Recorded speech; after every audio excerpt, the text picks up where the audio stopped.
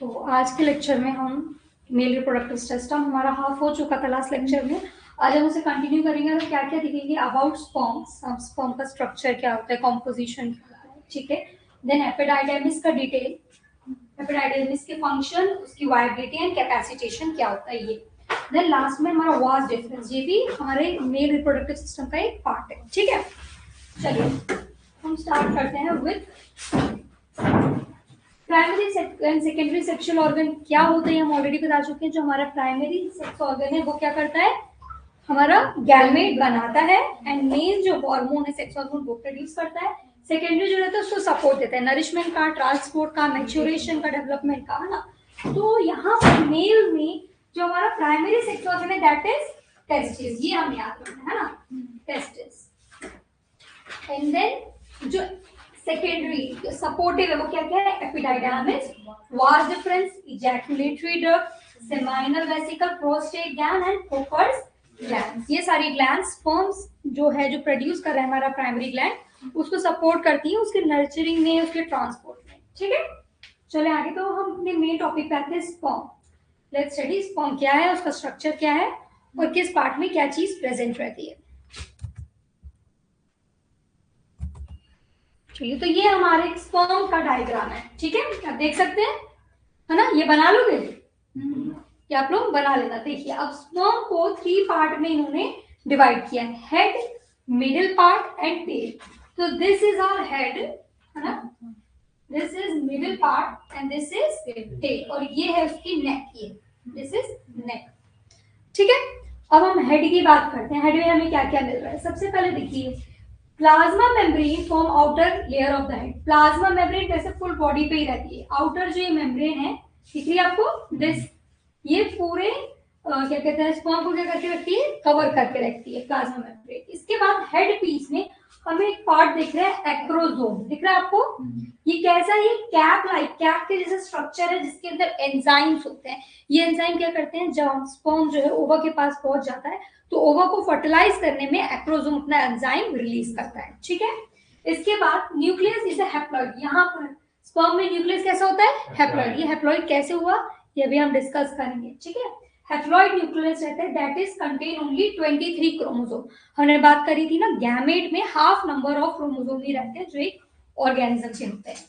तो हेड में हमने क्या क्या पढ़ा, सबसे पहले प्लाज्मा मेम्ब्रेन की कवरिंग होती है, एक्रोसोम प्रेजेंट है जो कि कैप के जैसा स्ट्रक्चर है जिसके अंदर एंजाइम होते हैं जो एग को फर्टिलाइज करने में हेल्प करते हैं। फिर लास्ट में न्यूक्लियस ऐसा रहता है हैप्लॉइड, हैप्लॉइड मतलब 23 क्रोमोसोम्स उसमें प्रेजेंट रहेंगे। अब जो हेड एंड मिडिल पार्ट के बीच का जो कनेक्टिंग जंक्शन है दैट इज नोन एज नेक, ठीक है। अब हम आते हैं मिडिल पार्ट में। अब ये जो मिडिल पार्ट है इसमें क्या क्या रहता है, देखिए ध्यान से, इसमें बहुत सारे नंबर में न्यूमरस माइटोकॉन्ड्रिया होते हैं। माइटोकॉन्ड्रिया क्या होते हैं, क्या होते हैं माइटोकॉन्ड्रिया, पावर हाउस, मतलब ताकत प्रोवाइड करते हैं। तो अब स्पर्म को ताकत कब चाहिए, एनर्जी कब चाहिए, मूवमेंट के लिए, जब ये फीमेल रिप्रोडक्टिव ट्रैक में चला जाता है। तो ये जो नंबर ऑफ माइटोकॉन्ड्रिया है ये क्या करते हैं, ये एनर्जी प्रोड्यूस करते हैं, किस लिए, ताकि स्पर्म जो है मोटिलिटी मूव कर सके, जो कि एसेंशियल है फर्टिलाइजेशन के लिए। फीमेल ट्रैक में पहुंचने के बाद स्पर्म को खुद ही मूव करना पड़ता है, तो उसके लिए एनर्जी कौन प्रोड्यूस कर रहा है, माइटोकॉन्ड्रिया, जो कि प्रेजेंट है न्यूमरस नंबर में in middle part of the sperm, ठीक है। अब हमारा टेल वाला पोर्शन आता है, ये क्या करता है, ये हेल्प करता है मूव करने में स्पर्म को, ठीक है, ताकि ये जो लॉन्ग डिस्टेंस है फीमेल रिप्रोडक्टिव ट्रैक का, टेल की हेल्प से वो स्विम करके मूव करके जाता है। तो आपको स्पर्म का स्ट्रक्चर समझ में आया, दिस इज वेरी इंपॉर्टेंट, इस पे क्वेश्चन आते हैं। इसमें एक्रोसोम क्या है, न्यूक्लियस कैसा है, इसके बाद हमको बॉडी में क्या क्या मिलेगा, बॉडी में हमें नंबर ऑफ माइटोकॉन्ड्रिया मिल रहे हैं जो कि एनर्जी प्रोवाइड कर रहे हैं मोटिलिटी के लिए, और टेल हेल्प कर रहा है मूवमेंट में, ठीक है। चलो इसको लिख लो।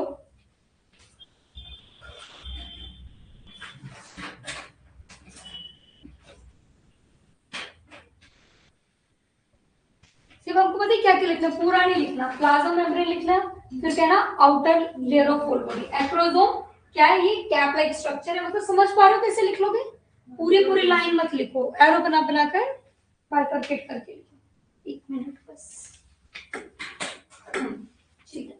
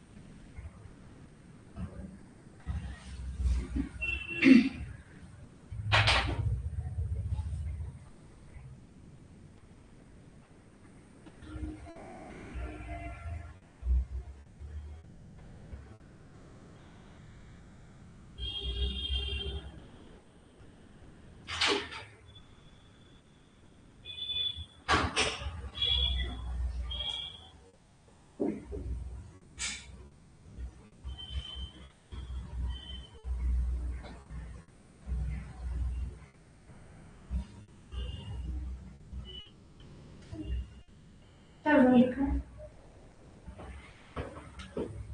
हो गया। चलिए, अब जो मेल गैमेट है इसका स्ट्रक्चर तो हमें इजी समझ में आ गया, कितने पार्ट है और कहां पर क्या प्रेजेंट है। ठीक है, अब हम बात करेंगे, अब आपको याद है कल मैंने बताया था कि स्पर्म फॉर्मेशन कहाँ स्टार्ट होता है, कहाँ, सेमाइनिफेरस टिब्यूल। किस उस टाइम पे क्या रहता है स्पर्म, क्या कैसा कहलाता है, क्या नाम रहता है उसका? Good morning. स्पर्मेटोगोनिया। मैंने बताया था ना इमेच्योर फॉर्म में रहता है, अभी मेच्योर नहीं होता, वो पूरे ट्रैक से होकर फिर मेच्योर होगा।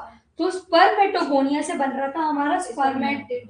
हाँ, मतलब साइटोजेनेसिस, स्पर्मेटिड बना, फिर स्पर्मेटोटिड से, स्पर्मेटिड से क्या बना, स्पर्म को और क्या कहते थे, स्पर्मेटोजोआ। स्पर्मेटोजोआ, स्पर्मेटोगोनिया से स्पर्मेटिड, देन स्पर्मेटोजोआ। ठीक है, ये हमारा सेमेनिफेरस टिब्यूल में है और ये एट द एंड स्टेज हमको क्या मिलता है।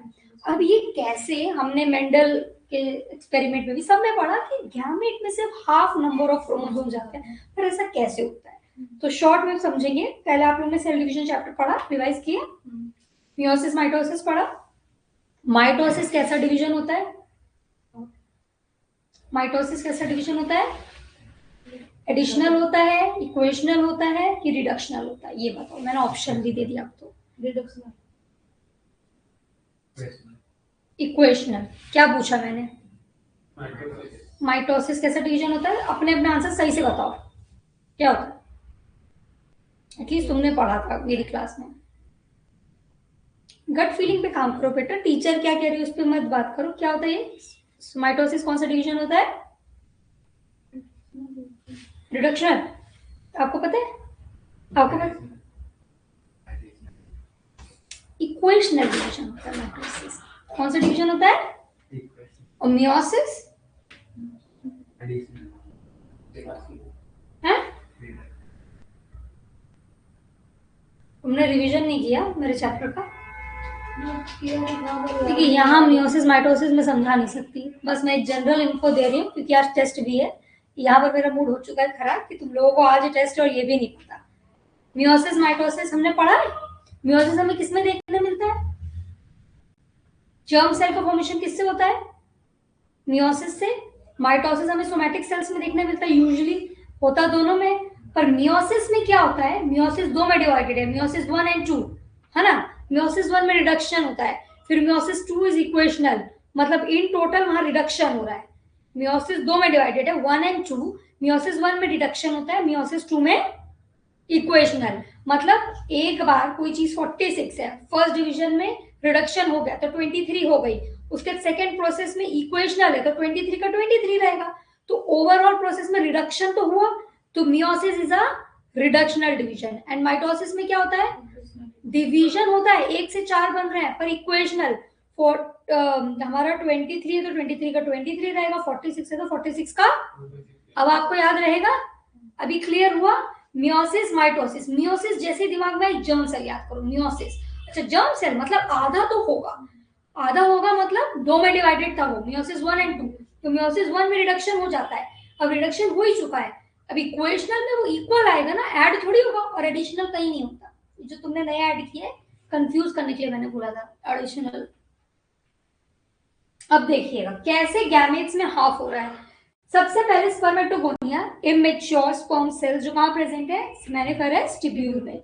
यहाँ पर प्यूबर्टी के टाइम क्रोमोसोम नंबर कितना है? 46 नंबर पर सेल। ठीक है, अभी कैसे हैप्लॉइड की डिप्लॉइड, अभी है डिप्लॉइड में। अब देखिए माइटोसिस हो रहा है, माइटोसिस से डिफरेंशिएशन, वहां पर सिर्फ नंबर बढ़ रहा है, माइटोसिस हो रहा है। माइटोसिस कैसा है, इक्वेशनल की रिडक्शनल की एडिशनल?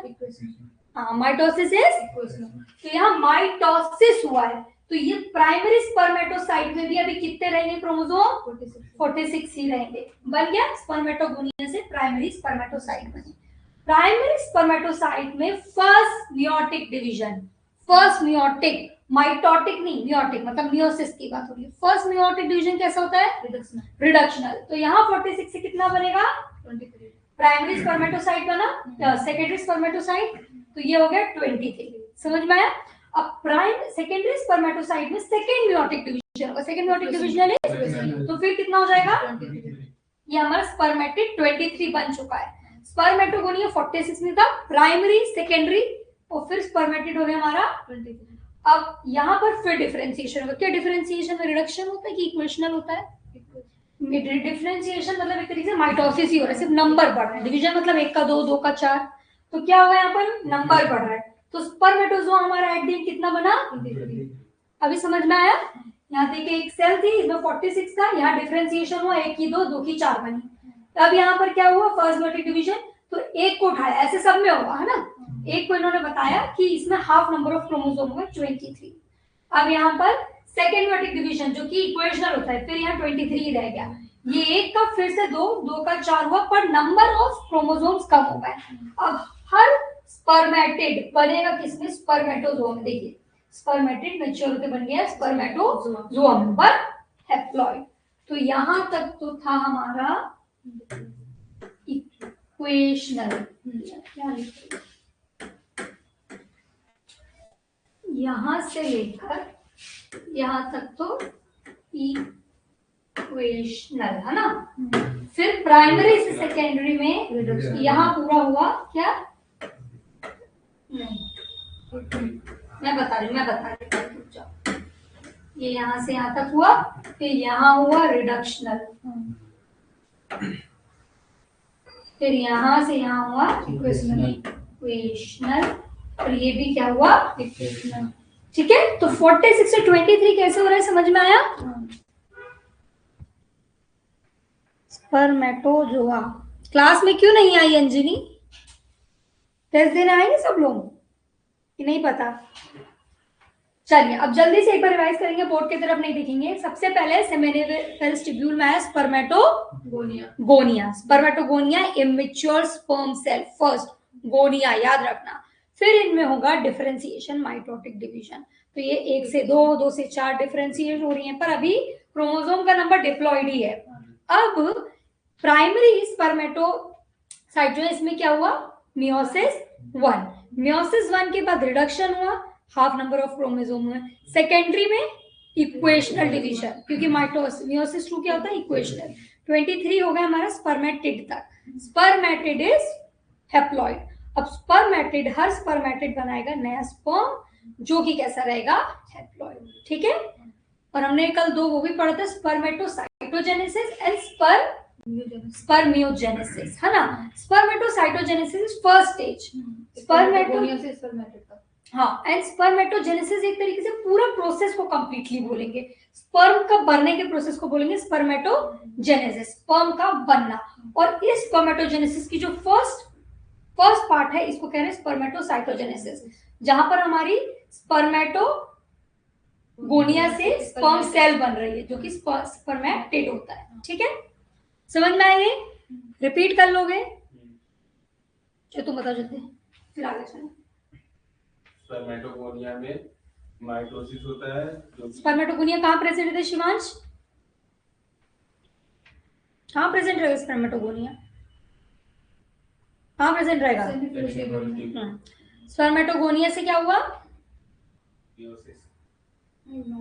माइटोसिस। इक्वेशनल डिवीजन है।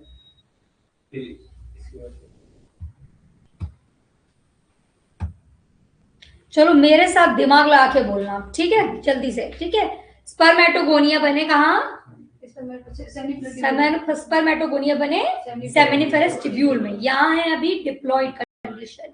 फिर स्पर्मेटोगोनिया में क्या होगा? माइटोटिक डिवीजन होगा, तो प्राइमरी ये कैसे रहेंगे?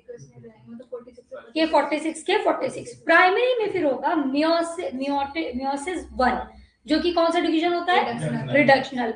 तो अब यहाँ हाफ नंबर ऑफ क्रोमोसोम हो चुके हैं सेकेंडरी में 23। अब सेकेंडरी से स्पर्मेटिड बनेगा मियोसिस 2, ये कैसा रहता है? इक्वेशनल। तो स्पर्मेटिड कितना हुआ? 23। स्पर्मेटिड, हर स्पर्मेटिड बनाएगा स्पर्मेटोजोआ, मतलब स्पर्म। स्पर्मेटोजोआ मतलब स्पर्म। स्पर्मेटोजोआ कैसे रहेंगे फिर?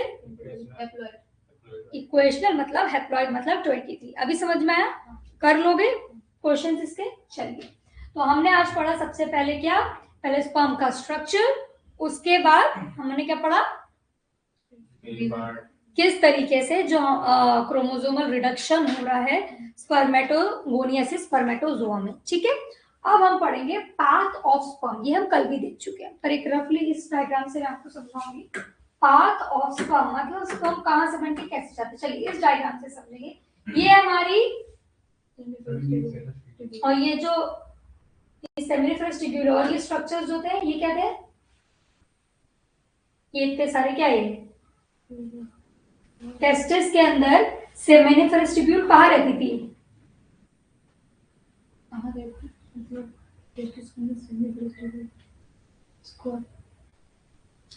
टेस्टिक्युलर लोब्यूल में, कल पढ़ाया था। टेस्टिस के अंदर बहुत सारी लोब्स रहती है, 200 से 250 लोब्स प्रेजेंट रहती हैं। टेस्टिस के अंदर 200 से 250 लोब्स प्रेजेंट रहती हैं। इन लोब का नाम क्या है, टेस्टिक्युलर लोब्यूल। ये टेस्टिस है, इसके अंदर लोब है, लोब मतलब क्या है, जगह है ना, उस जगह का नाम क्या होगा, टेस्टिस के अंदर है तो टेस्टिस वर्ड तो आएगा टेस्टिक्युलर, और लोब है तो लोब्यूल, टेस्टिक्युलर लोब्यूल। और हर टेस्टिक्युलर लोब्यूल में कितनी, 2 से 3 सेमानिफेरस ट्यूब्यूल रहती है। दिस आर सेमानिफेरस, ये कैसी रहती है, हाईली कॉइल्ड, है ना, हाईली कॉइल, लंबी रहती है पर कॉइल करके वहीं पर अरेंज रहती है। यहाँ बना हमारा स्पर्मेटोगोनिया, ठीक है, यहाँ बना स्पर्मेटो, यहाँ से गया रेटे टेस्टिस में, यहाँ बना, देखिए यहाँ से मैं आपको, यहाँ से बना, यहाँ से गया ये रेटे टेस्टिस, यहीं जा रही है ना। अब रेटे टेस्टिस से गया इधर वासा एफ्रेंशिया, याद रख लेना, जिसको रिवाइज नहीं करवाऊंगी। सेमानिफेरस ट्यूब्यूल, वहां से रेटे टेस्टिस, रेटे टेस्टिस से वासा एफ्रेंशिया, देन एपिडाइडेमिस, एपिडाइडेमिस से वास डिफरेंस, वास डिफरेंस, याद हुआ, सेमानिफेरस ट्यूब्यूल, रेटे टेस्टिस, वास एफ्रेंशिया, एपिडाइडेमिस, देन समझ में। अब वास डिफरेंस में जब गया तो ये एक्स्ट्रा एब्डोमिनल से एब्डोमेन की तरफ चला गया, है ना।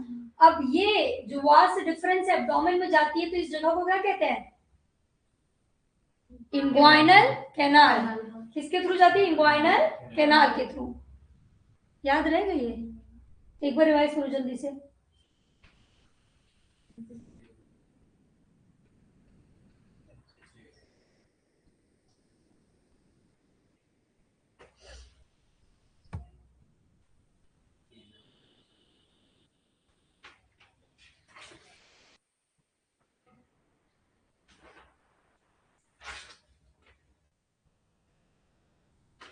हो गया रिवीजन, इतना दिमाग पे नहीं लेना है, पढ़ ही रहे हैं हम लोग, इतना पढ़ाई करो, उसके लिए सीरियस इतना नहीं होना है, ठीक है, पढ़ना है, इमोशनल नहीं होना पढ़ाई को लेकर। चलो तुम बताओ जल्दी से, शिवांश क्या है पैथ, जल्दी से बताओ ताकि हम आगे बढ़े।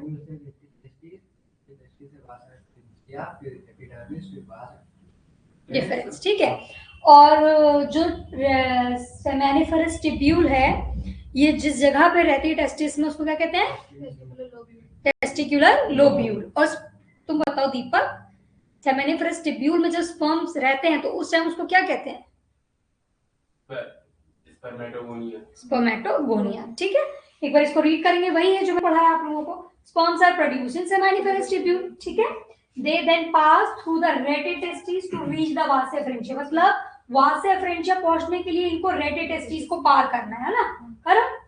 they leave the testis to travel through epididymis, अब ये testis को लीव करेंगे ताकि ये जो हमारा epididymis है इसको क्या कर सके, पार कर सके। और इन्हें पार करने के बाद ये चीज और सुनिए, एपिडाइडेमिस कहाँ रहती है, इन्हें क्या लिखा है, देखो ये टेस्टिस है, टेस्टिस के पीछे की तरफ, तो देखिए posterior surface of each testis, her testis के पीछे की तरफ, हर मतलब कितनी होती हैं, दो, तो दोनों टेस्टिस के पोस्टीरियर साइड में हमको क्या मिलेगी, एपिडाइडेमिस। अगर क्वेश्चन आए लोकेशन ऑफ एपिडाइडेमिस तो posterior side of each testis, दोनों टेस्टिस का अलग अलग रहता है, कहां पर, उसके बैक साइड में, याद हुआ। चलिए आगे चलते हैं, अब आएंगे मेल सेक्स इन सीमेन। चलिए अब सीमेन कैसे बनता है, सीमेन एक्चुअली है क्या, सीमेन इज नॉट स्पर्म, सीमेन और स्पर्म एक चीज नहीं है। सीमेन क्या है, sperms plus secretion from accessory glands, glands पढ़ी थी हमने, पोस्ट प्रोस्टेट ग्लैंड, फिर बल्बोयूरेथ्रल ग्लैंड पढ़ी थी हमने। तो सीमेन के साथ जब इन ग्लैंड का सिक्रीशन आ जाता है तब उसको हम क्या कहते हैं, स्पर्म के साथ जब इन ग्लैंड्स का सिक्रीशन आ जाता है तो उसको क्या कहते हैं। तो अगर semen is equal to sperm लिख रहा है तो टिक करोगे, नहीं सिर्फ उसमें स्पर्म नहीं है, इन ग्लैंड्स का सिक्रीशन भी है, ठीक है। देखिए ह्यूमन में अप्रोक्सीमेटली 200 से 300 मिलियन स्पर्म्स इजैक्यूलेट करता है एक बार में। कितना, 200 टू 300 मिलियन स्पर्म्स एक बार में इजैक्यूलेट होते हैं, ठीक है। अब इसमें से लगभग 60% को नॉर्मल साइज और शेप का होना चाहिए, किस लिए, फर्टिलाइजेशन के लिए। 200 से 300 मिलियंस तो होते हैं, पर कम से कम 60% का शेप और साइज नॉर्मल होना चाहिए फर्टिलाइजेशन के लिए। और लगभग 40% जो है विग्रस मोटालिटी शो करते हैं। अगर मोटालिटी शो नहीं करेंगे तो वो कैसे रीच करेंगे ओवर तक, है ना। तो 100% में से लगभग 60% का शेप स्ट्रक्चर नॉर्मल होना चाहिए और कम से कम इसमें से 40% की मोटालिटी सही होनी चाहिए, तभी फर्टिलाइजेशन होगा। वेरी इंपॉर्टेंट, इसको लिख लो। ये हमने ये नहीं लिखा था, ये याद रहेगा। फ्लो चार्ट बना लो जल्दी से।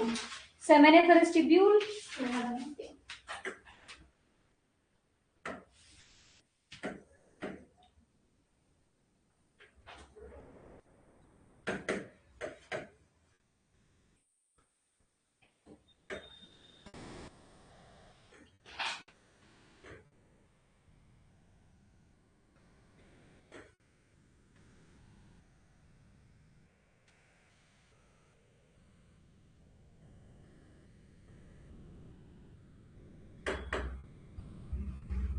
टेस्टिस के अंदर टेस्टिकुलर लोब्यूल, है ना, कितनी, 200 टू 250, ठीक है। फिर टेस्टिकुलर लोब्यूल के अंदर सेमाइनिफेरस ट्यूब्यूल 1 2 3, ठीक है। अब सेमिनिफेरस ट्यूब्यूल के अंदर हमारा रहेगा स्पर्मेटोगोनिया। स्पर्मेटोगोनिया मतलब ये डिप्लॉइड है ना। स्पर्मेटोगोनिया जाएगा रेटे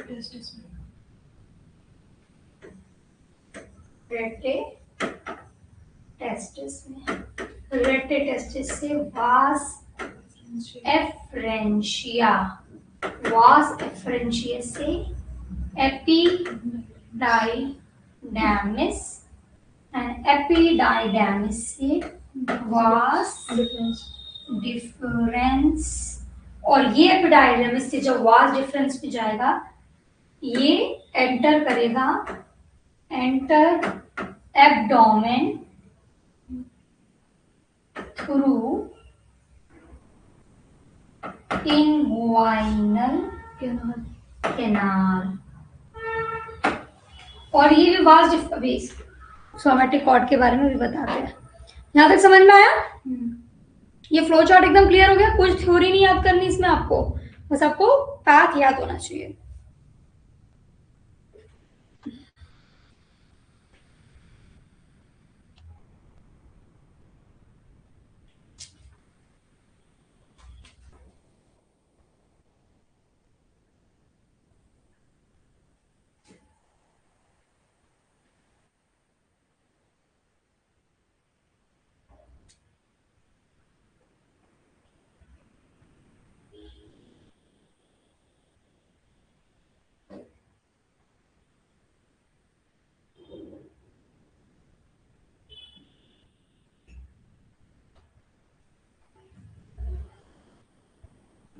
हो गया, ये वाला हुआ, ये वाला लिखा है ना हमने, ये लिख लिया था नहीं, ये लिखो, ये बहुत इंपॉर्टेंट है।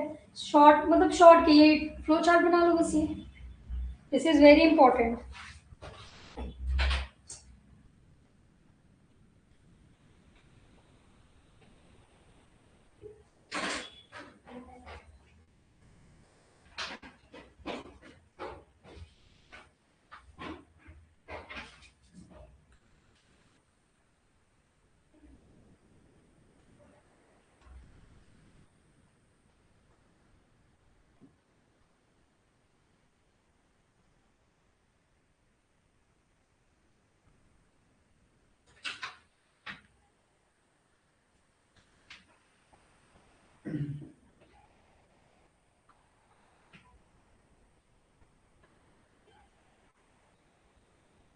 जब आप हम पढ़ते हो ना, ये कोशिश किया करो कि जो पढ़ रहे हो, जैसे जो टॉपिक आपने पढ़ा, आप उसको सही ही पढ़ो, क्योंकि अगर हम एक बार पढ़ रहे हैं फिर हमने उसको गलत पढ़ लिया तो क्या होता है, जब आप उसे दूसरी बार पढ़ रहे हो तो माइंड में कंफ्यूजन पैदा होता है। अब जैसे अभी हमने स्पर्मेटोगोनिया से लेके हमारे स्पर्मेटोजोआ तक का जो सफर है, ये हमने क्लियरली पढ़ लिया। सही से नहीं समझ में आया तो आजकल गूगल पे कितनी चीजें अवेलेबल है, आप रेफरेंस ले सकते हो। पर मैं कहना चाहती हूँ इंप्रेशन सही एक बार में पढ़ना चाहिए ताकि कंफ्यूजन ना हो। अब आपको ये पाथ एकदम अच्छे से याद है, डिफरेंशिएशन अच्छे से याद है, इसमें कोई कंफ्यूजन नहीं है ना।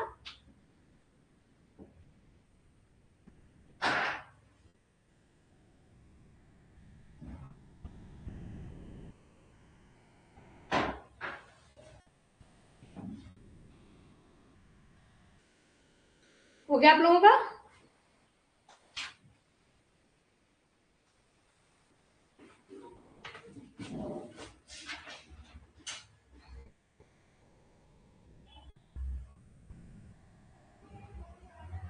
शनाया ने लग रहा है ज्यादा पढ़ाई कर ली है, बहुत सीरियस हो गई। अब आज टेस्ट देने के बाद तुम बिल्कुल पढ़ाई मत करना, सीधे सुबह पढ़ाई करना, वरना कल भी पढ़ाई नहीं हो पाएगी तुम्हारी।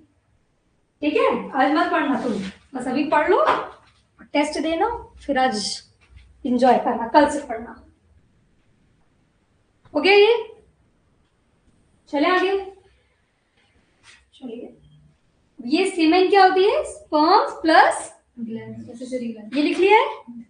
इसको ब्रैकेट, इसका क्वेश्चन आता है भी आपके पीवाईक्यू में। Semen is sperms plus secretion from accessory gland.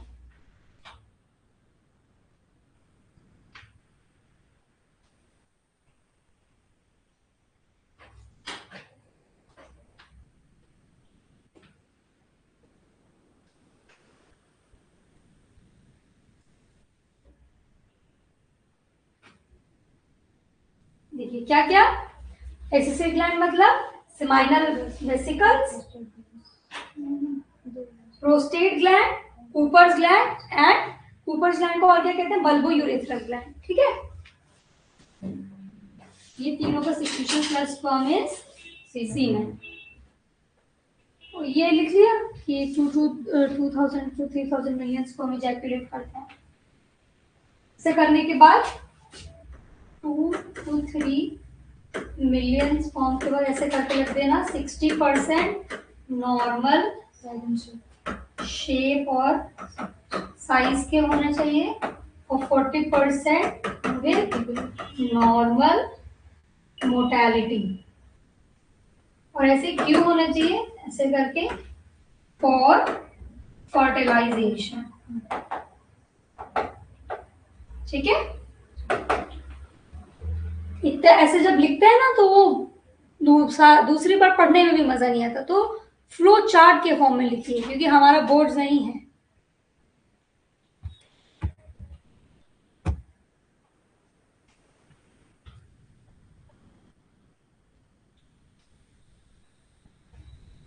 हो गया? चलिए आगे बढ़ते हैं। अब हम पढ़ेंगे अबाउट एपिडाइडमिस। ठीक है, कहाँ प्रेजेंट रहती है epididymis? Posterior side of testis. हाँ, ईच टेस्टिस के पोस्टीरियर साइड में एपिडाइडमिस प्रेजेंट रहती है। चलिए क्या होती है भाई, ये देखिए, टेस्टिस प्लस एपिडाइडमिस को हम कलेक्टिवली बोलते हैं टेस्टिकल्स। ठीक है, testis plus epididymis is testicles. Okay, अब इसको स्किन के स्क्रोटम की जो स्किन है, क्योंकि स्क्रोटम के अंदर ही होता है, तो उसको टच करके इसे टेस्टिकल्स को फील किया जा सकता है। It can be felt through skin of scrotum. ठीक है, ये लगभग 8 मीटर लॉन्ग रहती है और किससे अटैच रहती है ना? और दूसरी साइड किससे अटैच रहती है? वास डिफरेंस से। इट इज हाईली कॉन्वुलेटेड, मतलब कॉइल। अगर कॉन्वुलेटेड वर्ड आए मतलब कॉइल, स्ट्रेट नहीं रहती, कॉइल फॉर्म में रहती है, क्योंकि 8 मीटर लॉन्ग है तो स्ट्रेट तो नहीं रह पाई कितनी सी जगह में।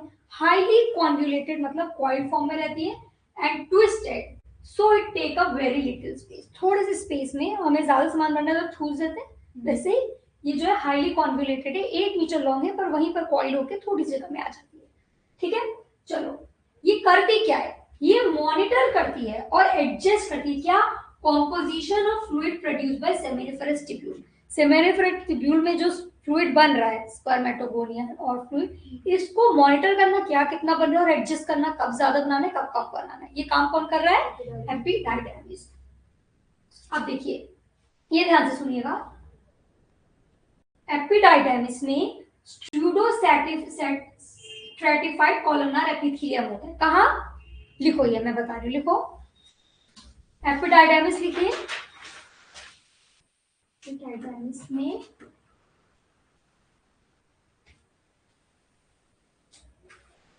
स्यूडो स्ट्रैटिफाइड कॉलमनार एपिथेलियम होता है। ठीक है, ये पूरा लिखना आप। इसके अंदर इसमें होती है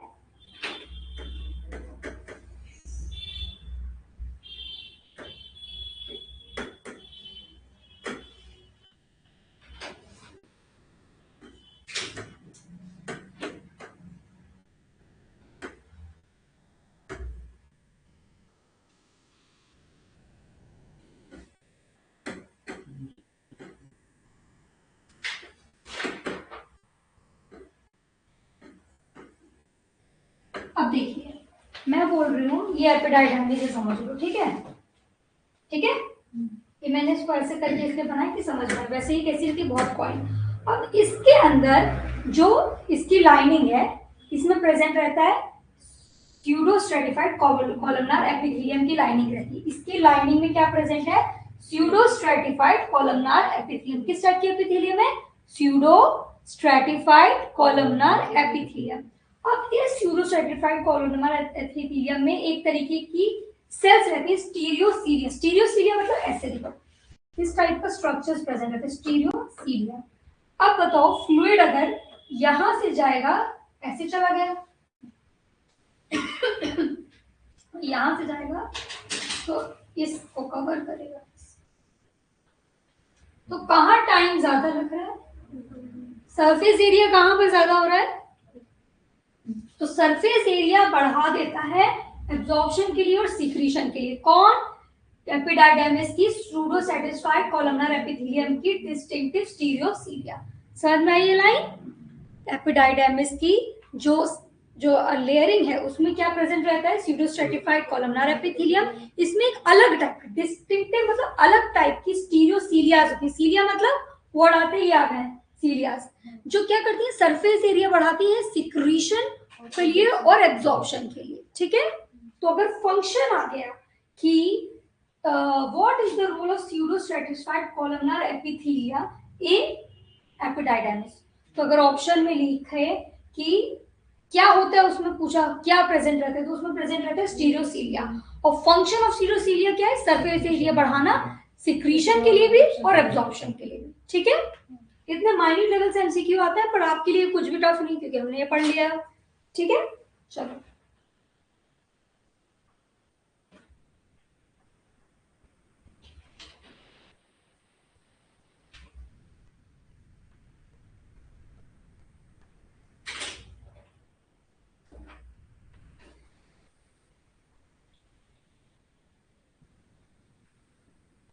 अब ये लास्ट लाइन देखिए, एपिडाइडर्मिस का एक बहुत इंपॉर्टेंट कॉन, ये स्पर्म्स को, स्पर्मेटोजोआ मतलब स्पर्म्स बन गए, स्पर्मेटोजोआ को स्टोर करके रख सकता है, प्रोटेक्ट करके अपने पास रख सकता है और इनकी मैच्योरेशन में हेल्प करता है।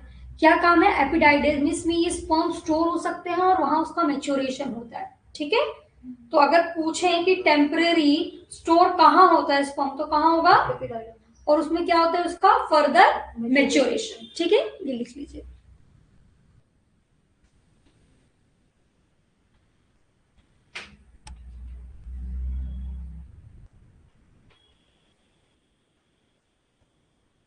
पीवाई क्यों लाए, 2 मिनट देना।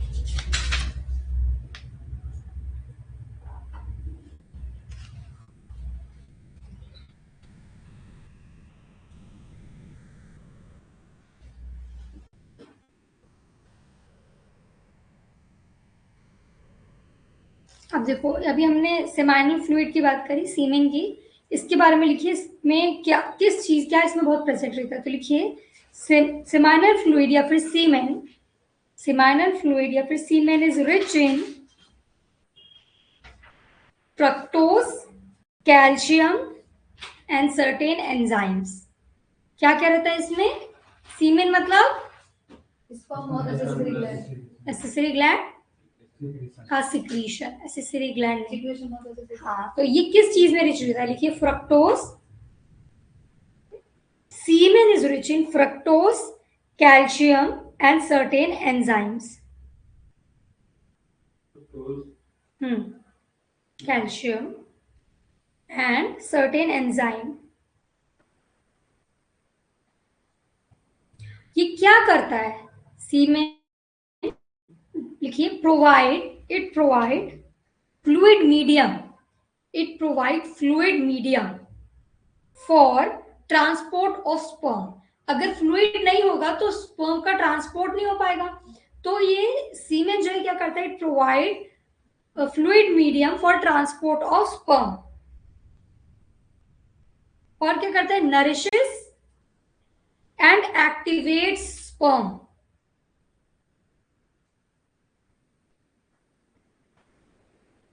और क्या करता है? लिखिए lubricate reproductive tract of female, lubricate reproductive tract of female. और वहां क्या करता है? लिखिए neutralises the acidity of vagina of female, neutralises the acidity of vagina of female to protect the sperm.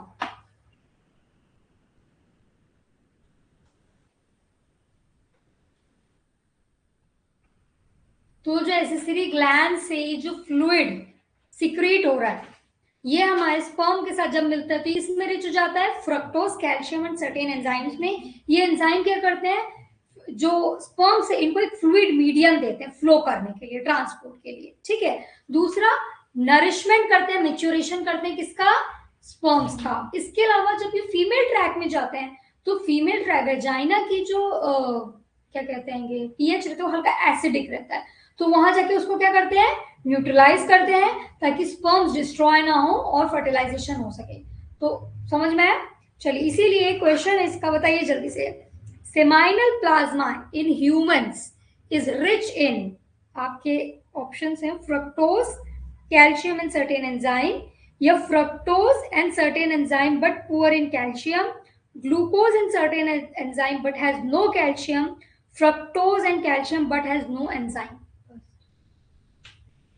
जो मैंने सबसे पहले बोला था, क्या था वो? Fructose, calcium और certain enzymes. है ना, ये सीमेन इन चीजों में रिच रहता है। अब एक और क्वेश्चन इसी का, seminal plasma in human is rich इन, इसका आंसर क्या रहेगा? Fructose and calcium, glucose and calcium, DNA and testosterone, ribosome and potassium. Fructose and calcium. अब तीसरा ऑप्शन नहीं दिए तो हम ये देखेंगे ना कौन से दो सही दिए, ठीक है। देखिए इसके दो क्वेश्चन है, इसीलिए ये एक इंपॉर्टेंट पॉइंट है। समझ में आया?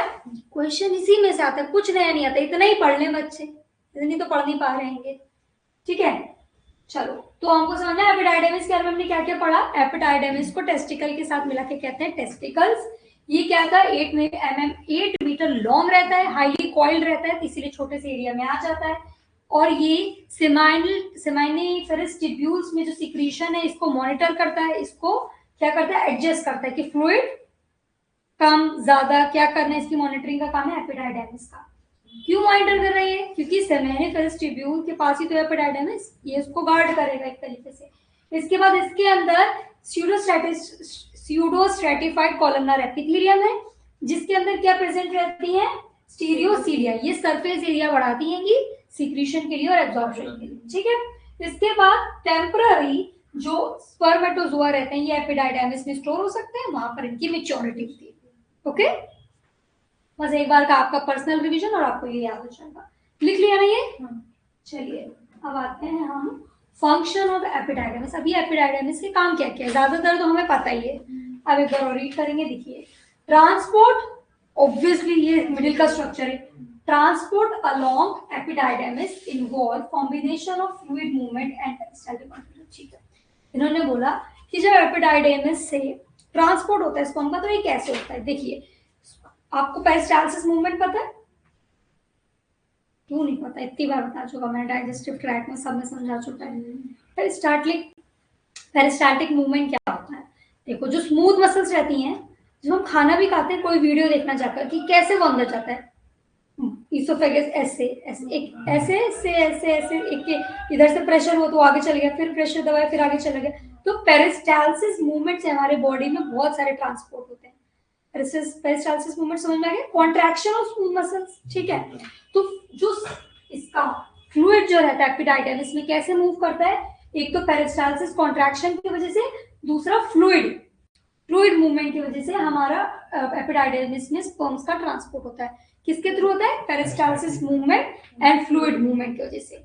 मतलब वहां पर स्पर्म खुद से नहीं चल रहे हैं, जैसे कि वो फीमेल रिप्रोडक्टिव ट्रैक्ट में खुद से उनका ट्रांसपोर्ट होगा, स्पर्म की टेल और माइटोकॉन्ड्रिया में एक्टिव हो जाएंगे और फिर फीमेल के ट्रैक में खुद से स्पर्म ट्रांसपोर्ट करता है। पर यहाँ पर पैसिव मूवमेंट हो रहा है, स्पर्म नहीं हिल रहा, उसको हिलाया जा रहा है। किसके? फ्लूइड के थ्रू, और स्मूथ मसल्स में पेरिस्टालसिस मूवमेंट के थ्रू।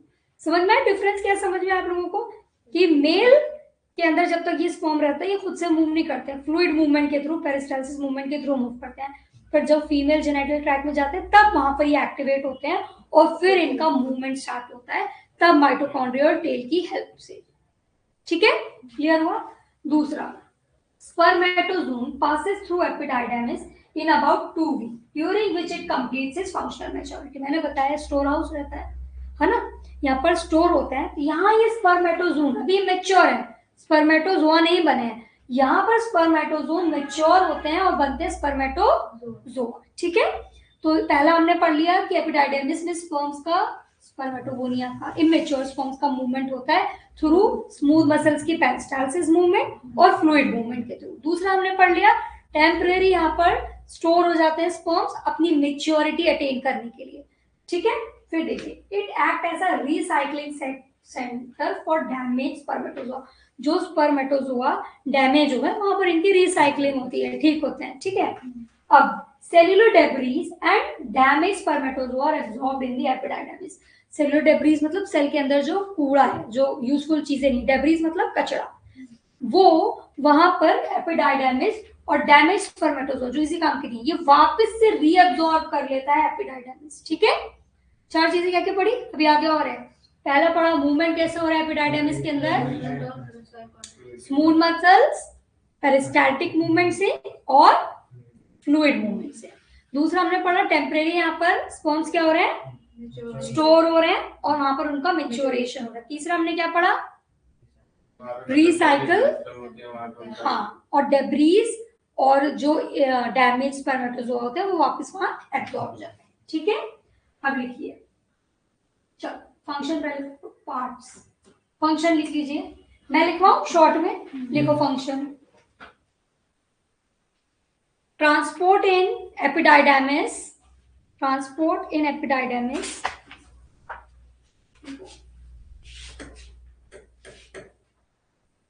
ट्रांसपोर्ट एपिडाइडमिस में कैसे हो रहा है, लिखिए, फ्लूइड मूवमेंट के थ्रू प्लस पेरिस्टाल्टिक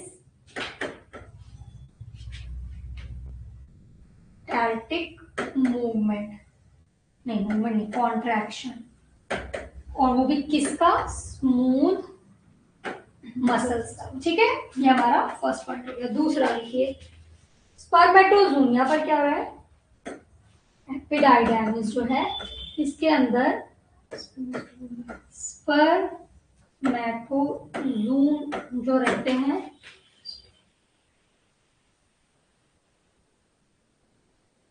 ये लगभग 2 वीक में यहाँ से पास होते हैं। ठीक है, तुरंत नहीं लगता, 2 वीक में लगभग यहाँ से क्या होता है, पास होता है, और इस दौरान इसकी क्या होती है, मैच्योरेशन। ये लगभग 2 वीक कहाँ रहते हैं, स्पर्मेटोजोन एपिडाइडमिस में, और यहाँ इसका क्या होता है, मैच्योरेशन।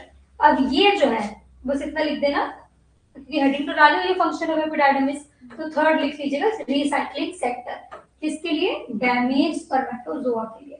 इसके बाद cellular debris and damage spermatozoa का क्या होता है यहाँ पर, एब्जॉर्ब, एब्जॉर्ब हो जाते हैं वापस किसमें, एपिडाइडाइमिस में। ठीक है, शैल अंजनी समझ में आ रहा है online?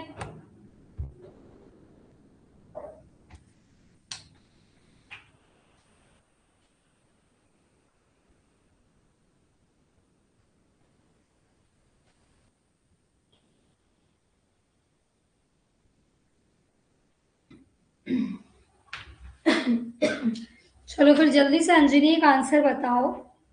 Sertoli cells are found in, आप सब भी बताइए सर्टोली सेल कहाँ मिलती है, याद है कि ऑप्शन देना पड़ेगा? ऑप्शन दे, कहाँ मिलता है सर्टोली सेल? कल पढ़ाया था सर्टोली सेल, लीडिक सेल, हाँ कहाँ पढ़ाया था? चलो बताओ। Sertoli cells are found in, काम क्या करी थी, पलटो मत, काम क्या करी थी सर्टोली सेल? हाँ नरिशमेंट का काम कर रही थी, नरिश कर रही थी, है ना? तो देखिए Sertoli cells are found in pancreas and secrete cholecystokinin. दूसरा adrenal cortex and secrete adrenaline. Third ovaries and secrete progesterone. Fourth seminiferous tubules and provide nutrition to the germ cells. तो बाकी तीन ऑप्शन बहुत ही कॉमन थे ना, इसलिए बोल लिया। अभी वास्ट डिफरेंस बोल देते, अभी एपिडाइडमिस बोल देते, कहाँ थी, बताया तो था मैंने। सेमिनिफेरस ट्यूब्यूल में, सेमिनिफेरस ट्यूब्यूल के में क्या था, इंटरस्टिशियल स्पेस था, वहां पर प्रेजेंट थी Sertoli cell and Leydig cell. Leydig cell क्या प्रोड्यूस कर रही थी, एंड्रोजन। लीडिंग सेल क्या प्रोड्यूस कर रही थी? क्या आज एक टेस्ट है इस वजह से आप लोगों ने कल रिवीजन नहीं किया या बस ऐसे ही नहीं किया? चलो कोई बात नहीं, इस चीज को मैं वो कर दूंगी, पर अब कल संडे है, आज मैं आप सबको पर्सनली कहूंगी आज मत पढ़ना, टेस्ट दे के जाओगे 6 बजे, 6 बजे 10 बजे तक बाहर घूमना, हजरतगंज जाना, घूमना फिरना, बाहर खाना, मजे करना, बिल्कुल मत पढ़ना। आज 6-7 घंटा अपने आप को टाइम देना, फिर उसके बाद टाइम पे सो जाना, आज फोन नहीं चलाना लेट नाइट। फिर कल सुबह उठ के कल की क्लास का और आज की क्लास का दोनों लिखना, ठीक है? सुबह कितने बजे उठते हो सब लोग? 10-11 बजे? 7:30। तो कभी 7:30, कभी 8, कभी 9। शिवांश तुम उठते हो कि उठते नहीं हो? कब उठते हो? 9-8। हाँ तो अब क्योंकि अब हमारा एग्जाम पास है, जो पता है मैं भी नहीं उठ पाती, पर जब मेरा एग्जाम रहता था ना, तब मैं 4 बजे उठ जाती थी, 5 बजे उठ जाती थी। चलो 4 मत उठो, 5 बजे उठो, ऊपर वाले को याद करो, क्योंकि तुम ही बचा सकते हो जो हमारी हालत है ना, उसे याद करो 10-15 मिनट, उसके बाद पढ़ने बैठो। आपको अब ये टाइम बनाना है, मैंने आपसे कहा कि आपका जो नॉर्मल पढ़ने का टाइम है ना, आप उस टाइम आप मेरी थ्योरी नहीं पढ़ सकते हो, क्योंकि बहुत कम टाइम है। आप उठिए सुबह, मेरे लेक्चर को आप बायो के सुबह 5 से 6 पढ़िए, ठीक है? 5 से 6 बहुत है ना? से 2 घंटे का लेक्चर है, तो 5 से 7। तो लेक्चर के नोट्स आप सुबह ही बनाओगे मेरे। वैसे तो सुबह फिजिक्स पढ़ना चाहिए, सबसे अच्छा टाइम उसके लिए होता है, पर अपने हिसाब से एडजस्ट कर लेना। मैं कहना ये चाह रही हूँ कि सुबह उठ के लेक्चर के नोट्स बनाओ। आधे तो बनवा ही ले रही हूँ, इसीलिए मैं बनवा रही हूँ, क्योंकि आप लोग मुझे लगता है पूरे नहीं बना पाओगे घर पे। उसके बाद सुबह आप पूरा थ्योरी का काम कर लो और फिर अपने क्वेश्चंस लगाना चालू करिए। सुबह 10 बजे तक पढ़ा करो, उसके बाद फिर 12-1 बजे तक बिल्कुल मत पढ़ा करो, फिर वापस पढ़ा करो, फिर तो यहीं आ जाते हो। फिर यहाँ से जाने के बाद एमसीक्यू लाया करो, रात में सिर्फ एमसीक्यू, ठीक है? रात में 2-3 घंटे तो पढ़ते ही होगे। यहाँ से जाते हो तो 9 बजे तक तो पढ़ने बैठते होगे, 9 बजे बैठ जाते हैं। 9 बजे बैठते हो तो 9 से कम 11 बजे तक बैठो एमसीक्यू लगाने के लिए, है ना? मोबाइल मत चलाओ अभी 1-2 महीने। और आज सब लोग घूमने जाना, ठीक है? जिसको सोने के लिए रात है, आज सब लोग एंजॉय करना, हो गया? यहीं पर ही रहते हो पास में? यहाँ गए हो श्याम स्वाद है रेस्टोरेंट, बहुत बढ़िया रेस्टोरेंट है, उसमें ना बहुत अच्छा डोसा मिलता है, खाने जाना।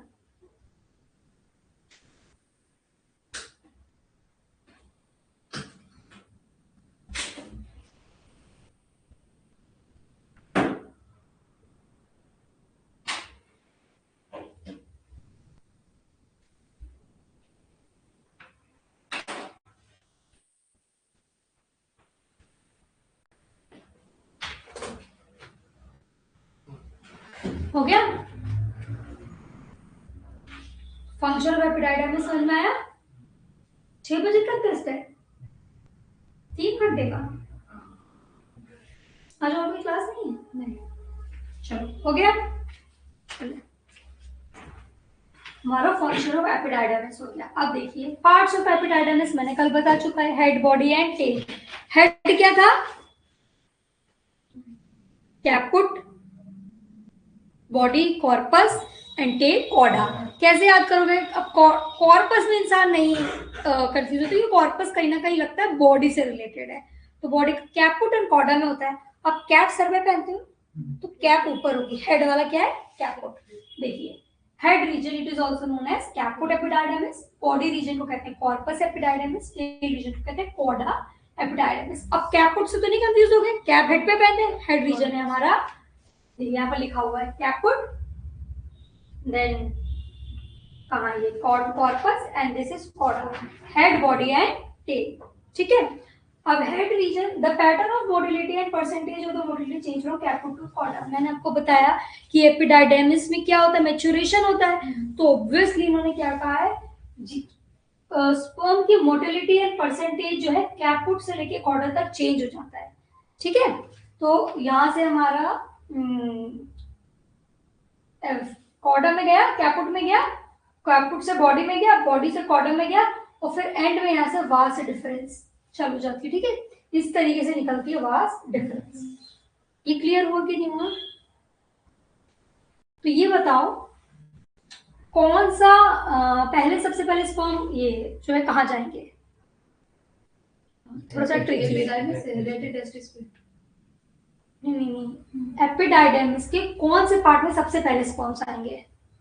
कैपुट एपिडाइडमिस, कैपुट की कॉर्डा, नहीं कैपुट। कैपुट में जाएंगे पहले। है ना? जब नीचे जाएंगे। जब हेड और टेल लिखते हैं तो बच्चे यहाँ कंफ्यूज हो जाते हैं कैपुट एंड कॉर्डा में। पर आप देखिए सबसे पहले हेड में जाए, कैपुट में, फिर उसके बाद बॉडी में, फिर कॉर्डा से होते हुए बाहर निकल गए। ठीक है, ये याद रहेगा, तो ऐसे लिख लो, कैपुट, फिर उसके बाद कॉर्पस, देन कॉर्डा, फिर उसके बाद यहाँ से वास डिफरेंस।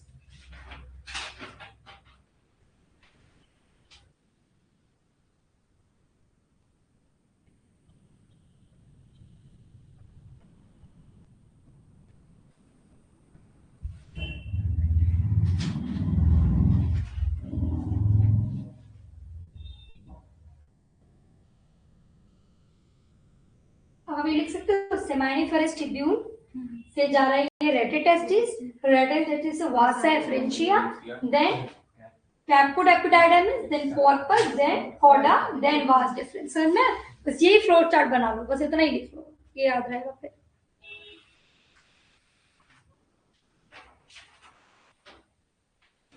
बताओ, ये क्वेश्चन बताओ, 2011 का है। The testis in human are situated outside the abdominal cavity. Deepak बताएगा। इनसाइड अ पाउच।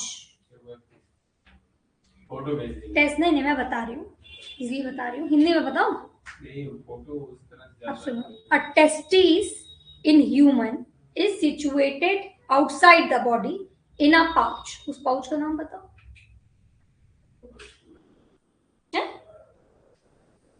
तुम बताओ। स्क्रोटम किस पाउच में रहती है? स्क्रोटम। ये क्वेश्चन नहीं था, ये मैंने पूछा बस। अब इन अ पाउच कॉल्ड स्क्रोटम। ठीक है।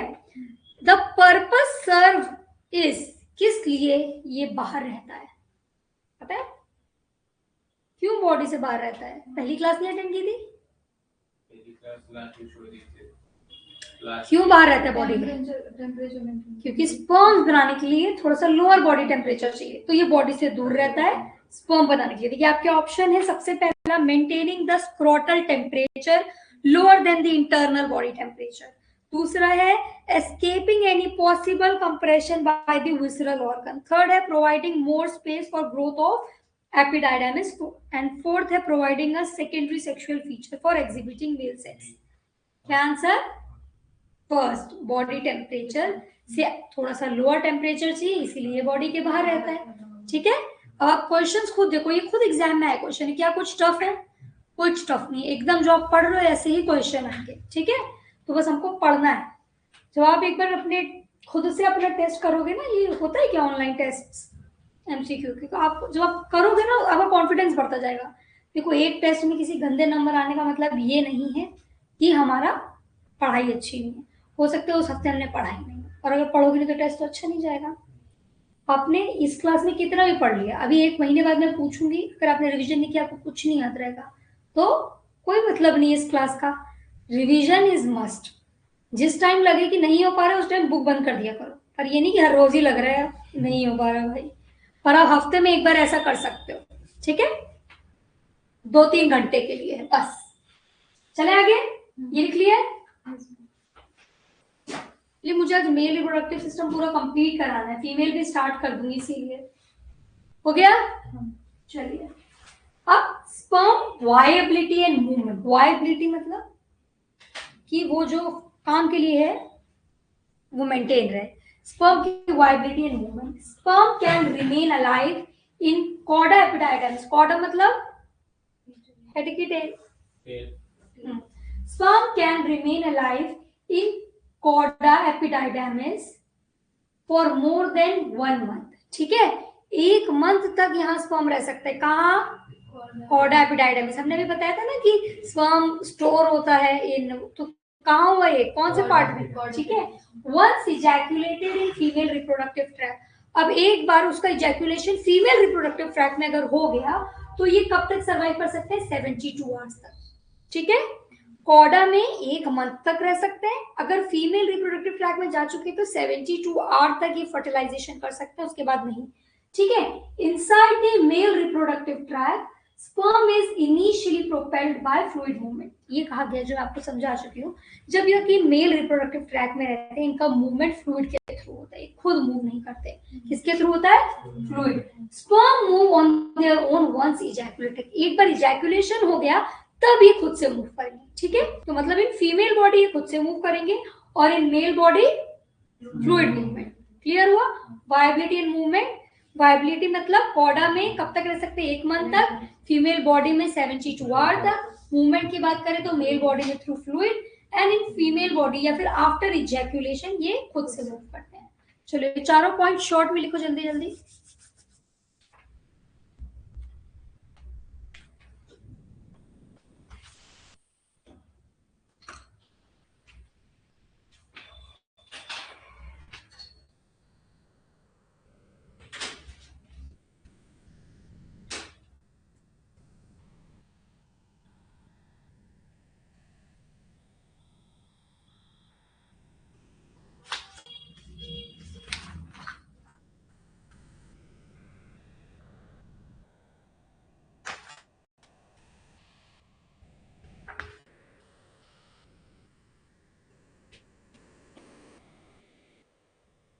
देखिए मेल रिप्रोडक्शन का मैंने आपको सारा क्वेश्चन करा दिया, 3 बचा है, अभी वो पूछ लेती हूँ।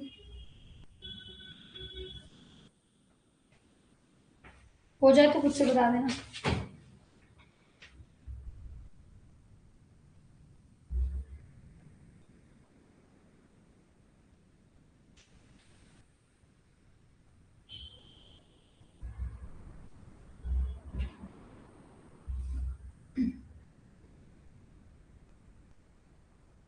हेलो, मुस्कान मैसेज चेक कर लो,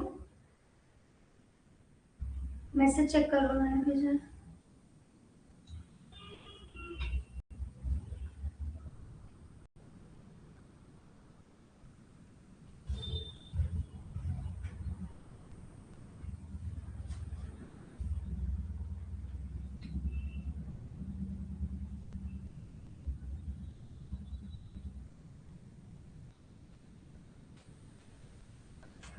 हो गया?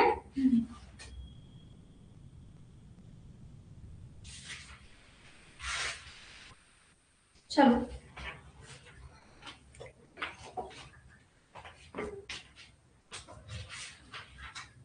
कितने क्वेश्चंस रहेंगे आज के टेस्ट में? बायो के 80 180। तो आपको देखो कितना टाइम मिलेगा?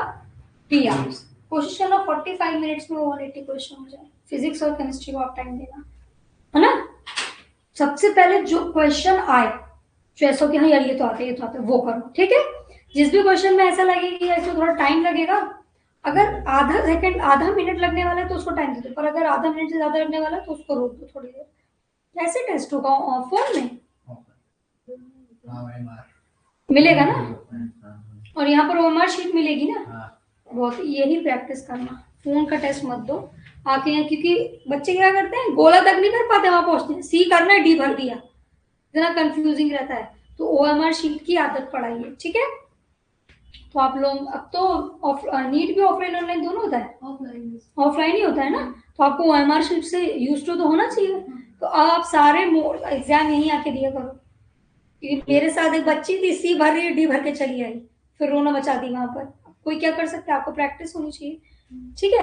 तो सबसे पहले आप कैसे दोगे टेस्ट, इससे क्या होगा, आप ज्यादा से ज्यादा क्वेश्चन कर पाओगे।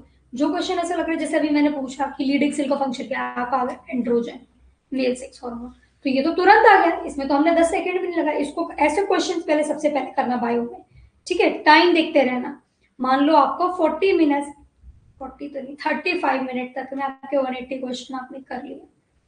अब इसके बाद जो एक बार में आ रहे हैं वो वाले, अब हमको 10-15 मिनट किसको देना है, वो क्वेश्चंस को जिसमें टाइम लगने वाला। अब जब आप ये करोगे ना, तब आपको पता चलेगा आपने 45 मिनट की जगह 1 घंटा यूज कर लिया। तो ऐसे करना है ना। बस अब बॉडी हमारी कई बार क्या होती है, अगर जब आप स्ट्रेसफुल कंडीशन नहीं मैनेज कर पाओगे, क्योंकि क्वेश्चन आएंगे जो पढ़ा ही नहीं है, हो सकता है कभी अपने पेपर दे रहे, ये क्वेश्चन नहीं बन रहा, अरे इसके बाद वाला भी नहीं बन रहा, तीसरा भी नहीं बन रहा, अब कॉर्टिसोल बढ़ गया बॉडी में, अरे तो बन ही नहीं रहा। अब जो क्वेश्चन आते होंगे ना, वो पढ़ोगे वो भी नहीं बनेंगे। तो इसीलिए हमें पहले कौन से क्वेश्चन करने, जो आता है वो करते जाओ करते जाओ, और जो नहीं आ रहा कि अरे ये क्या था, आधे सेकंड से ज्यादा टाइम ले रहा है, उसको तुरंत छोड़ दीजिए। इससे क्या होगा, जो चीज हमें आती है वो तो हमने अच्छे से कर ली, अब ऐसा ना हो पूरा पेपर ही छूट जाए, ये क्या है कुछ नहीं आ रहा, पूरा ही छोड़ दिया। हो गया ये वाइबिलिटी एंड मूवमेंट समझ में आया? चलिए अब very important, what is capacitation, heading डालिए कैपेसिटेशन। अब इसकी मैं डेफिनेशन लिखाऊंगी फिर समझाऊंगी।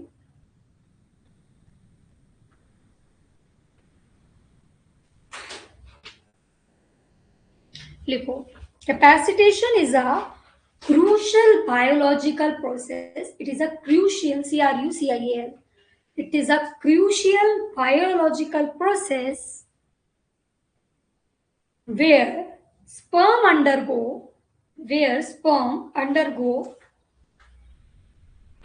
physiological changes.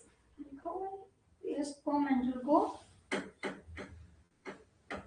physiological changes.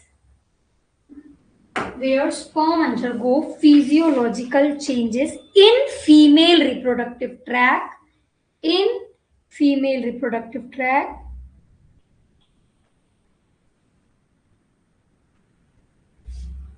अब इसे हमने एरो करके नीचे लिखो, बिकमिंग, जो चेंज आ रही है इससे क्या बनेंगे, नीचे करके लिखिए becoming. Number 1, fully capable of fertilising an egg. Number 1 full, क्या नहीं लिखा Shivansh, becoming number 1 fully capable of fertilizing an egg. Second, involving membrane changes.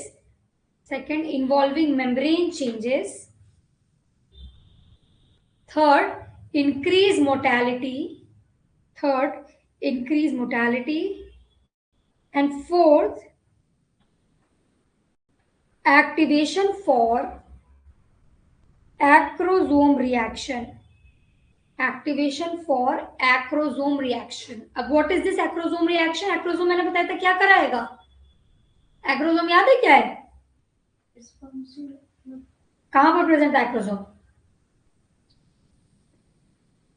First ही चीज पढ़ी हमने, स्ट्रक्चर ऑफ स्पर्म। आज एक्रोसोम कहां प्रेजेंट था, स्पर्म के हेड रीजन में, ऊपर कैप लाइक स्ट्रक्चर था एक्रोसोम, मैंने बताया था ये फर्टिलाइजेशन में हेल्प करता है। तो एक्रोसोम रिएक्शन के ब्रैकेट में लिखिए पेनिट्रेटिंग द एग, है ना, स्पर्म को एग के अंदर पेनिट्रेट करना पड़ता है फर्टिलाइजेशन के लिए। तो देखिए क्या समझ में आए कैपेसिटेशन से, रीड करके बताओ, पहली लाइन तुम रीड करो, क्या नाम है शिवांश, क्या लिखा है मैंने, ये क्या है, क्रूशियल बायोलॉजिकल प्रोसेस है, मतलब वेरी इंपॉर्टेंट, इसके बिना काम नहीं चलेगा। It is a crucial biological process जिसमें क्या हो रहा है, स्पर्म के अंदर फिजियोलॉजिकल चेंजेस होते हैं। फिजियोलॉजिकल मतलब एक होते हैं फिजियोलॉजिकल चेंजेस, इस होते हैं पैथोलॉजिकल चेंजेस। इनमें डिफरेंस क्या है? पैथोलॉजिकल मतलब जो बॉडी के अंदर हो, दोनों अंदर ही होता है, कोई बाहर नहीं होता। मतलब अंदर है, अरे हम बता रहे, हमने कहा ना कि आधा ज्ञान नो ज्ञान से भी खतरनाक है ना। फिजियोलॉजिकल हम बहुत बार बता चुके हैं क्लास में, इसीलिए हमने पूछा आपसे। फिजियोलॉजिकल मतलब नॉर्मल, नॉर्मल ये होना जरूरी है, इसमें कोई बीमारी। पैथोलॉजिकल मतलब बीमारी। अब देखिए प्रेगनेंसी के टाइम फीमेल्स में हॉर्मोन्स का लेवल बहुत ज्यादा बढ़ जाता है ना, जो नॉर्मल से बहुत ज्यादा बढ़, ये एक फिजियोलॉजिकल प्रोसेस है। पर प्रेगनेंसी नहीं, तब बढ़ जाए तो क्या है? पैथोलॉजिकल। तो physiology is related to body की उस टाइम डिमांड है, डिमांड इन द सेंस ये होता ही है, एबनॉर्मल लग रहा है पर ये होता ही है। प्रेगनेंसी के टाइम हार्मोन बढ़ना है फिजियोलॉजिकल, पर नॉर्मल टाइम में वही हार्मोन बढ़ेंगे तो इट इज पैथोलॉजिकल। पैथोलॉजी आते ही समझ में आना चाहिए। आप पैथोलॉजी, पैथोलॉजिकल लैब कब जाते हो? जब बीमारी हुई तब टेस्ट कराने जाते हो ना। तो पैथोलॉजी का मतलब बीमारी है, नॉर्मल नहीं है। अब पैथोलॉजिकल और फिजियोलॉजिकल याद रहेगा, पैथोलॉजिकल लैब से, लैब में तब जाते हैं जब बीमारी रहती है। तो ये क्रूशियल बायोलॉजिकल प्रोसेस है जिसमें स्पर्म में फिजियोलॉजिकल चेंज होते हैं, मतलब ये चेंजेस जरूरी है, नॉर्मल है, ठीक है। कहाँ हो रहे हैं? फीमेल रिप्रोडक्टिव ट्रैक में होंगे। कहाँ होंगे? क्यों? सबसे पहला स्पर्म फुल्ली केपेबल बन जाए, लायक बन जाए को फर्टिलाइज करने के लिए। दूसरा क्या होगा? स्पर्म की मेम्ब्रेन में चेंजेस आते हैं, तो मेम्ब्रेनल चेंजेस होते हैं। थर्ड, स्पर्म की मोर्टेलिटी बढ़ने के लिए कैपेसिटेशन हो रहा है। फोर्थ, जो एक्रोसोम है, ये स्पर्म जो प्रेजेंट है, ये एग को पेनिट्रेट करके फर्टिलाइज कर सके। ये चार चेंजेस हमको किसमें देखने मिल रहे हैं? कैपेसिटेशन में। अगर कैपेसिटेशन नहीं हुआ तो क्या फर्टिलाइजेशन हो पाएगा? नहीं। ये तो क्रूशियल प्रोसेस है, इसके बिना तो एग हमारा स्पर्म हमारा इस लायक ही नहीं होगा, इस केपेबल ही नहीं होगा कि वो एग को फर्टिलाइज कर सके। समझना है capacitation, it is very important, इस पर बहुत क्वेश्चन आते हैं, ठीक है। तो अगर क्वेश्चन आए कि अगर कैपेसिटेशन नहीं हुआ तो क्या फर्टिलाइजेशन हो पाएगा? नहीं हो पाएगा, क्योंकि क्या क्या चेंजेस आ रहे हैं? सबसे पहले स्पर्म की मोर्टेलिटी बढ़ रही है, स्पर्म तेजी से मूव करने के लायक बनता है। दूसरा, मेम्ब्रेनल चेंजेस आ रहे हैं। तीसरा, एक्रोसोम एक्टिवेट हो रहा है, किस लिए? कि वो पेनिट्रेट कर सके एग में। और फोर्थ,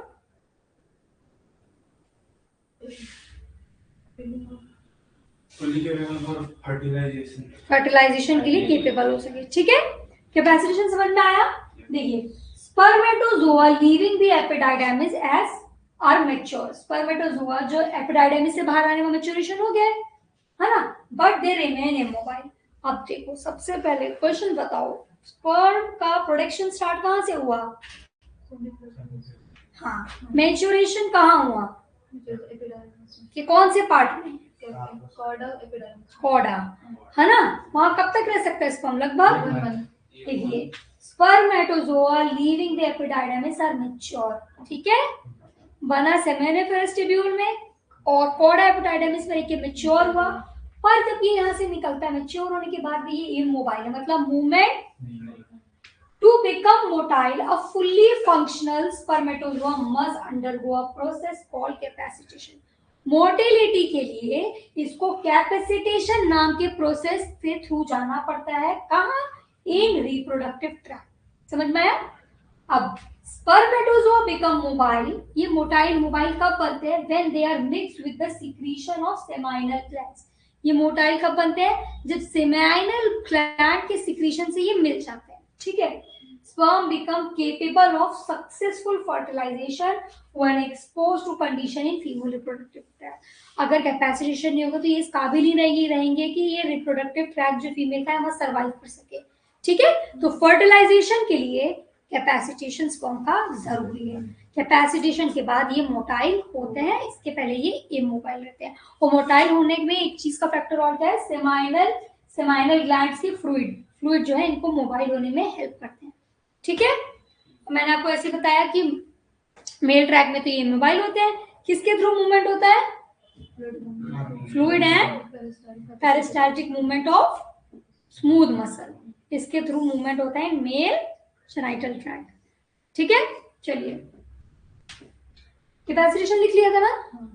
चलिए, अब अब हमारा आ गया वासा डिफरेंस। कहाँ कहाँ से हम लोग हो गए, स्क्रोटम हो गया, टेस्टिस हो गया, है ना, क्या कहते हैं, टेस्टिकुलर लोब्यूल हो गया, सेमेनिफेरस टिब्यूल हो गया, रेटिटेस्टिस हो गया, वासिफ्रेंशिया हो गया, एपिडाइडामिस हो गया। अब हम आ गए वास डिफरेंस पे। वास डिफरेंस का एक और नाम है डक्टस डिफरेंस, वेरी इंपॉर्टेंट, ठीक है। वास डिफरेंस का दूसरा नाम डक्टस डिफरेंस। अगर डक्टस क्या है, उल्टा कर दिया, वास डिफरेंस डक्टस डिफरेंस। तो अगर इसके ऊपर भी क्वेश्चन आए तो आप समझ जाएंगे किसकी बात हो रही है, वास डिफरेंस, ठीक है। ये लगभग 45 सेंटीमीटर लॉन्ग होती है। एपिडाइडामिस कितने मीटर लॉन्ग थी, 8 मीटर, और ये 45 सेंटीमीटर। सेंटीमीटर मीटर, समझ रहे हो कितनी बड़ी है, हाईली कॉइल्ड इसीलिए है। ये एपिडाइडामिस से छोटी है कि बड़ी, it is about 45 centimetre long, और किसकी बनी, मसल की ट्यूब है। इट एसेंस फ्रॉम, कहां से स्टार्ट होती है, फ्रॉम पोस्टीरियर बॉर्डर ऑफ एपिडाइडामिस। एपिडाइडामिस के पोस्टीरियर बॉर्डर मतलब कहां से, लेफ्ट से कि कॉर्डा से, कॉर्डा से, है ना। तो एपिडाइडामिस के पीछे वाले बॉर्डर कॉर्डा से स्टार्ट होती है, और absolute border of epididymis through spermatic cord and then enter the pelvic cavity. Pelvic cavity में जब एंटर होती है तो किसके साथ होती है, स्पर्मेटिक कॉर्ड। स्पर्मेटिक कॉर्ड के अंदर मैंने बताया था ना क्या क्या प्रेजेंट है, वेसल्स, आर्टरी, वेन्स, तो उसी के साथ ये एंटर होती है कहाँ, एब्डोमिनल कैविटी में, किसके थ्रू, इंग्वाइनल कैनाल के थ्रू, ठीक है। चलिए अब इसके बाद the dilated terminal portion of ductal difference is called ampulla. अब जो इसका डायलेटेड पोर्शन है ना, ये यहाँ जहां पर ये ट्यूब थोड़ी सी चौड़ी हो रही है, इसको कहते हैं एम्प्यूला। अब मैं बड़ा करके दिखाती हूँ। The junction of ampulla with the duct of seminal gland mark the start of ejaculatory duct. देखो ये यहाँ से चालू हुई, गई गई गई, नॉर्मल जाएगी। अब यहाँ पर देखो थोड़ी सी फैल रही है, नहीं, यहाँ पर सेमेनिफेरस टिब्यूल प्रेजेंट है। इन दोनों का जंक्शन जो है यहाँ से स्टार्ट हो जाता है हमारी इजैकुलेटरी डक्ट। तो इजैकुलेटरी डक्ट कहां से स्टार्ट हो रही है, एम्प्यूला ऑफ वास डिफरेंस से स्टार्ट हो गई है। सेमेनिफेरस, ये देखिए सेमाइनल वेसिकल्स ये है, ये और इनके जंक्शन दिख रही है, यहाँ से स्टार्ट हो गई हमारी इजैकुलेटरी डक्ट। इजैकुलेटरी डक्ट का मतलब क्या है, जो कि स्पर्म इजैकुलेशन में हेल्प करती है। तो कहां से स्टार्ट हुई, वास डिफरेंस के एम्प्यूला रीजन से ही स्टार्ट हो गई। और ये क्या है, सेमेनिफेरस, सेमाइनल वेसिकल और एम्प्यूला रीजन का जंक्शन, जहां ये दोनों मिल रहे हैं। दिखा एम्प्यूला क्या है, dilated part of vas deferens, ठीक है। देखिए देखिए, the dilated terminal portion, end terminal मतलब this is the end portion, dilated terminal portion of ductus deferens is called ampulla, ठीक है। The junction of ampulla, junction मतलब जहां कोई चीज मिल रही है, ampulla with duct of seminal gland, seminal gland और ये एम्प्यूला, जो एम्प्यूला किसका पोर्शन है, वास डिफरेंस का। तो अब मैं एम्प्यूला बोलूंगी, समझ जाना वास डिफरेंस की बात कर रही हूँ। एम्प्यूला और सेमाइनल ग्लैंड का जो जंक्शन है, यहाँ से स्टार्ट हो जाती है इजैकुलेटरी डक्ट। इजैकुलेटरी डक्ट कोई अलग सा स्ट्रक्चर नहीं है, बस वो क्या है, ये बोल रहे हैं कि कहाँ से कहाँ तक हम इजैकुलेटरी डक्ट को मानेंगे। तो कहाँ से स्टार्ट हो रही है, एम्प्यूला और सेमाइनल वेसिकल के जंक्शन से ही स्टार्ट हो गई है, ठीक है। This is a short passage of about 2 centimeter, penetrate the muscular wall of prostate glands and empties into urethra. Ejaculatory duct क्या है, देखिएगा, ये छोटा सा पैसेज है लगभग 2 सेंटीमीटर का, जो स्टार्ट कहाँ से हो रहा है, और सेमाइनल वेसिकल के जंक्शन से, वो पेनिट्रेट कर रहा है हमारी, penetrate the muscular wall of prostate gland. Prostate gland की मस्कुलर वॉल को पेनिट्रेट करते हुए जा रहा है और ओपन्स एम्प्टीज इनटू यूरेथ्रा। मतलब देखो यहां से चालू हुआ, जा रहा है, पेनिट्रेट किया प्रोस्टेट को, और कहां पर एम्प्टी हो गया, यूरेथ्रा में। तो ये 2 सेंटीमीटर कहां से कहां तक हुआ, एम्प्यूलरी सेमाइनल ग्लैंड जंक्शन से लेकर यूरेथ्रा तक, है ना। तो कहां से कहां तक बोल रहे हैं, एम्प्यूला वाला जो रीजन है वहां से लेकर यूरेथ्रा तक वाली छोटी सी पैसेज को कह रहे हैं इजैकुलेटरी डक्ट, ठीक है। और देखिए ओपन्स इनटू यूरेथ्रा। किसको नहीं समझ में आया मैं फिर से समझा दूंगी, तुमको नहीं समझ में आया, मतलब एम्पुलस यूरेथ्रा तक जो हाँ हाँ, यूरेथ्रा तक लाने को कह रहे हैं इजैकुलेटरी डक्ट। कहाँ से, एम्प्यूलरी सेमाइनली ग्लैंड जंक्शन से लेकर यूरेथ्रा तक, फिर यूरेथ्रा से तो आगे बाहर चली जाएगी यूरेथ्रा में एटेस के थ्रू, ठीक है। चलिए अब है हमारा एपिथेलियम ऑफ वास डिफरेंस, ये लिखा हमने। चलो इसको लिखो, शॉर्ट में लिखना, ज्यादा नहीं लिखना है, ठीक है।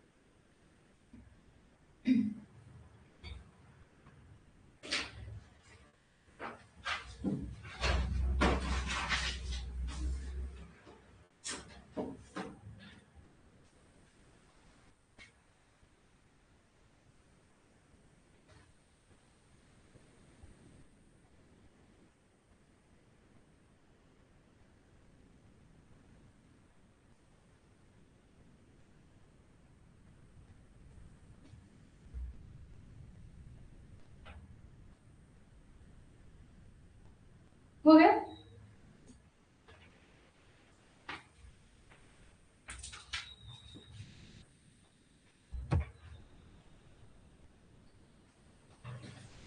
चलिए लिख लिया।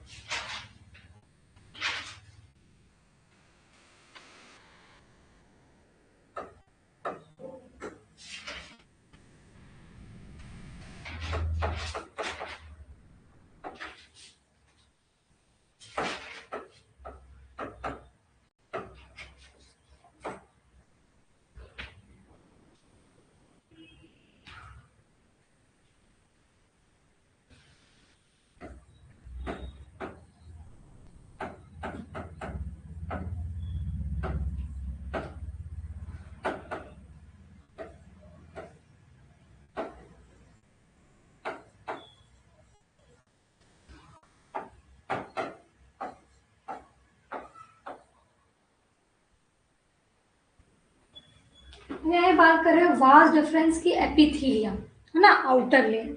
एपिथीलियम लाइनिंग में क्या रहता है, देखिए इसमें रहता है किस किस चीज से बनता है, स्ट्रेटिफाइड कॉलमनार एपिथीलियम से एंड लैमिना प्रोप्रिया से, ये दोनों से मिलकर बनता है एपिथीलियम ऑफ वास डिफरेंस। ठीक है, अब ये दोनों करते क्या है, ये सेक्सुअल अराउजल स्टेट में जो स्पर्म्स है उसको एपिडायडाइमिस से यूरेथ्रा तक लेके जाते हैं। इतना समझ में आया। अब जो स्पर्म्स नहीं जा पाए, जो स्टोर्ड ही हैं, वो वापस रीअब्सॉर्ब हो जाएंगे। इतना इजी सा लिखा है इन 3 लाइन में बस। ठीक है, तो इसकी जो एपिथीलियम लाइनिंग है किस किस की बनती है, pseudo stratified columnar epithelium and lamina propria की। ये दोनों स्पर्म को अराउजल के टाइम एपिडायडाइमिस से यूरेथ्रा तक ले जाने का काम करती हैं, और जो नहीं जा पाए, जो स्टोर्ड है, ये वापस रीअब्सॉर्ब हो जाते हैं। ठीक है, बस ये फ्लो चार्ट बना लो, पहला ये लिख लो, दूसरा ये।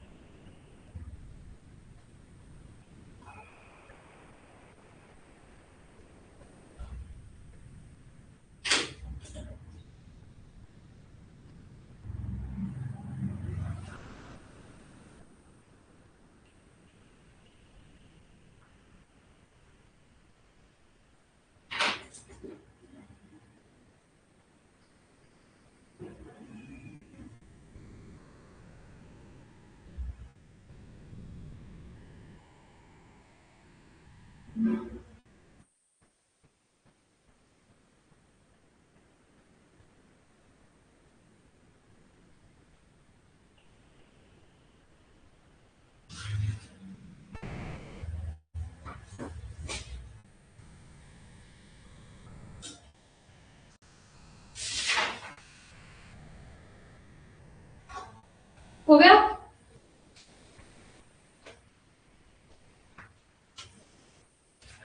चलो, तो किसकी बनती है इसकी एपिथेलियम, कॉलमनार एपिथेलियम की और लैमिना प्रोप्रिया का। ये कंडक्ट कराता है ना स्पर्म का मूवमेंट फ्रॉम एपिडायडाइमिस टू यूरेथ्रा। ठीक है, अब देखते हैं फंक्शन ऑफ वास डिफरेंस क्या क्या होता है। देखिए, secondary store house of sperm, क्या है ये सेकेंडरी, पहला कौन था, वास deferens is secondary store house of sperm. मैंने बताया ना, जो नहीं जाते वो यहाँ से वापस रीअब्सॉर्ब हो जाते हैं। It can store spermatozoa for several month, वहां तो 1 मंथ की बात हो रही थी, यहाँ सेवरल मंथ तक स्टोर हो सकते हैं। During this time spermatozoa remain in temporary state of inactivity with low metabolic rate. अगर ये वास डिफरेंस में स्टोर हो रहे हैं तो ये इनका मेटाबॉलिक रेट, मतलब एक तरीके से इनएक्टिव स्टेज में, ज्यादा एनर्जी लॉस नहीं। ठीक है, कैसे रहते हैं, temporary state of inactivity with low metabolic rate. अब मुझे ऐसा लग रहा है कि आपका कितने बजे से टेस्ट है, 3 बजे से, 2:40 हो रहा है, 3:30 से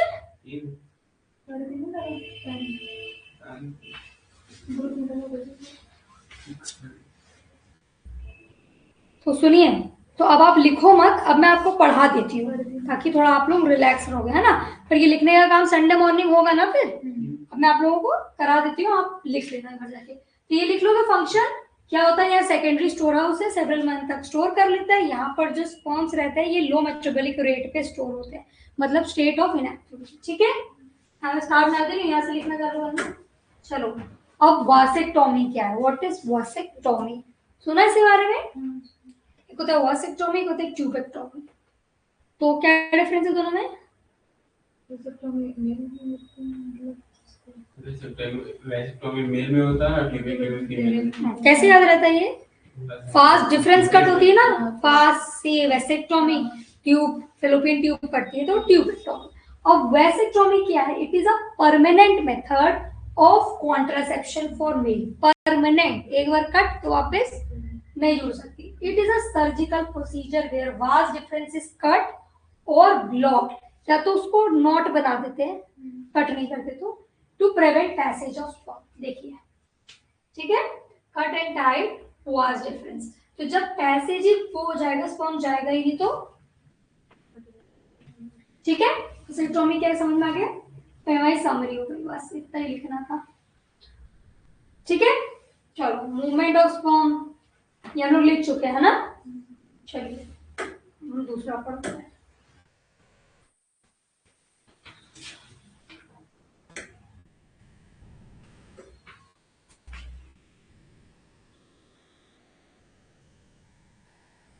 आखिरी में क्या है?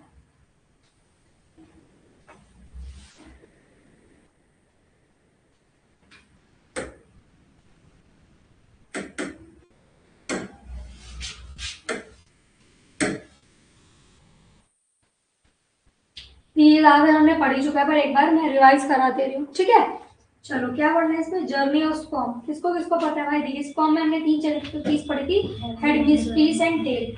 हेड में क्या था? हेड में था हमारा एक्रोसोम, है ना। Head of the sperm contain DNA, ये एक्स्ट्रा चीज। हेड में डीएनए है, एक्रोसोम है जो कि कैप लाइक स्ट्रक्चर है।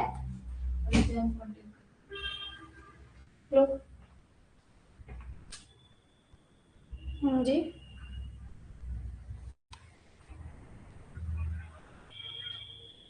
जी बताइए।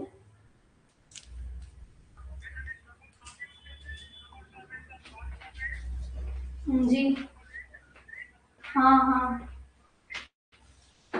2 मिनट। जी हाँ मैं, जी जी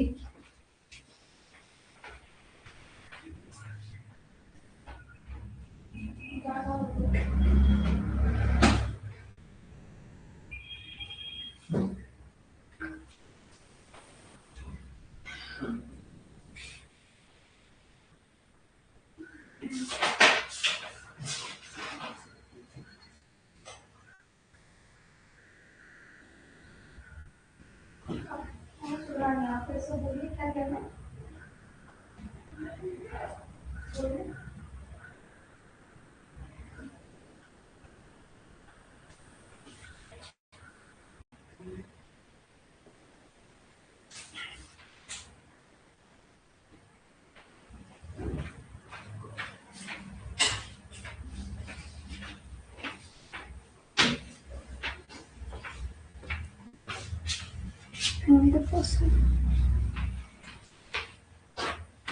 चलो ठीक है, चलिए जर्नी ऑफ स्पर्म देखिए कैसे हो रही है। स्पर्म प्रोड्यूस सेमेनिफरस टिब्यूल में रेडी टचिंग में जा रहा है, वासर फेंचर में जा रहा है। ये ऑलरेडी आपने पढ़ा है, ये रिवाइज कराऊं कि रहने दूं? हो जाएगा ना। चलो जर्नी ऑफ स्पर्म, अच्छा यहाँ पर देख लो। ग्लैंड जो तीनों है, seminal vesicle, prostate and bulbo urethral. देखिए बल्बो यूरेथ्रल ग्लैंड को कहते हैं कूपर्स ग्लैंड। ठीक है, ये कहाँ है? देखिए ये है बल्बो यूरेथ्रल ग्लैंड, ये है prostate and this is seminal vesicle. ठीक है, कूपर्स ग्लैंड जिसको हम कहते हैं bulbo urethral gland, present on either side of urethra. ये यूरेथ्रा है, इसके दोनों साइड पे प्रेजेंट है bulbo urethral gland. Alkaline secretion, इसका सीक्रेशन कैसे रहता है?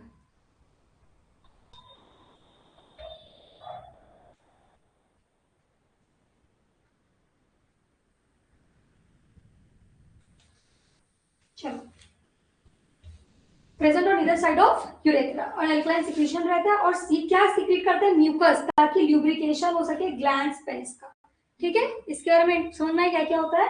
सबसे पहले कूपर्स ग्लैंड का दूसरा नाम है बल्बो यूरेथ्रल ग्लैंड। ये दोनों साइड में प्रेजेंट रहती है यूरेथ्रा के, जैसे कि मैंने आपको दिखाया है। ये म्यूकस सीक्रेट करती है ताकि ल्यूब्रिकेशन हो सके ग्लैंड्स पेनिस का। और इसका जो सीक्रेशन है, जो ये फ्लूइड प्रोड्यूस करती है, एल्कलाइन रहता है। ठीक है, नीदर एसिडिक नॉर बेसिक। अब हमारा आता है सेमाइनल वेसिकल। ये दो है, पेयर्ड है। ये भी कैसे थे? पेयर्ड थे। Present and base of bladder, ये ब्लैडर का जो बेस है, निचला हिस्सा, वहां पर प्रेजेंट रहता है। ठीक है, एल्कलाइन सीक्रेशन इसका भी है to neutralise male and female tract. Male female tract को, उसका एसिडिक नेचर को न्यूट्रलाइज कर सके, इसीलिए कैसा रहता है? हल्का सा एल्कलाइन। सीक्रेशन कंट्रीब्यूट 60% ऑफ सीमेन। तो सेमाइनल वेसिकल का जो सीक्रेशन है, ये 60% ऑफ सीमेन बनाता है, यह भी याद रहेगा। अब प्रोस्टेट ग्लैंड ये सिंगल, बाकी दो कैसी थी? Pair, double. और ये कैसी है? Single gland surrounding the urethra. कहां पर है? यूरेथ्रा को सराउंड करके रखी है। ठीक है, ये बनाती है 20 से 25% ऑफ सीमेन। ठीक है, nourishes and activate sperm to swim. ये क्या कर रही है? स्विमिंग के लिए स्पर्म को नरिशमेंट दे रही है और एक्टिवेट कर रही है, ठीक है। इसका सिक्रीशन हल्का सा मिल्की रहता है और स्लाइटली एसिडिक होता है, इसीलिए जो स्पर्म्स रहते हैं वो हल्के मिल्की से क्या होते हैं? अपीयर होते हैं। किस वजह से? प्रोस्टेट ग्लैंड के सिक्रीशन की वजह से। और ये कैसा है? एसिडिक है। बाकी दोनों कैसे थे? अल्कलाइन। इसकी पीएच है 6.5, ठीक है। ऊपर देख लो।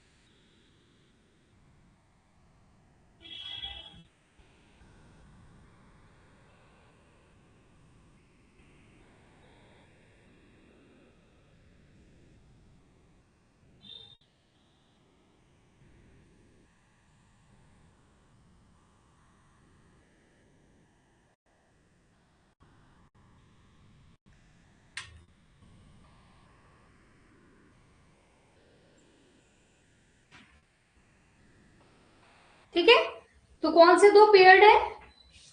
कॉपर्स और वेसिकल। सिंगल कौन सा है? प्रोस्टेट। और कोपर्स का दूसरा नाम क्या है?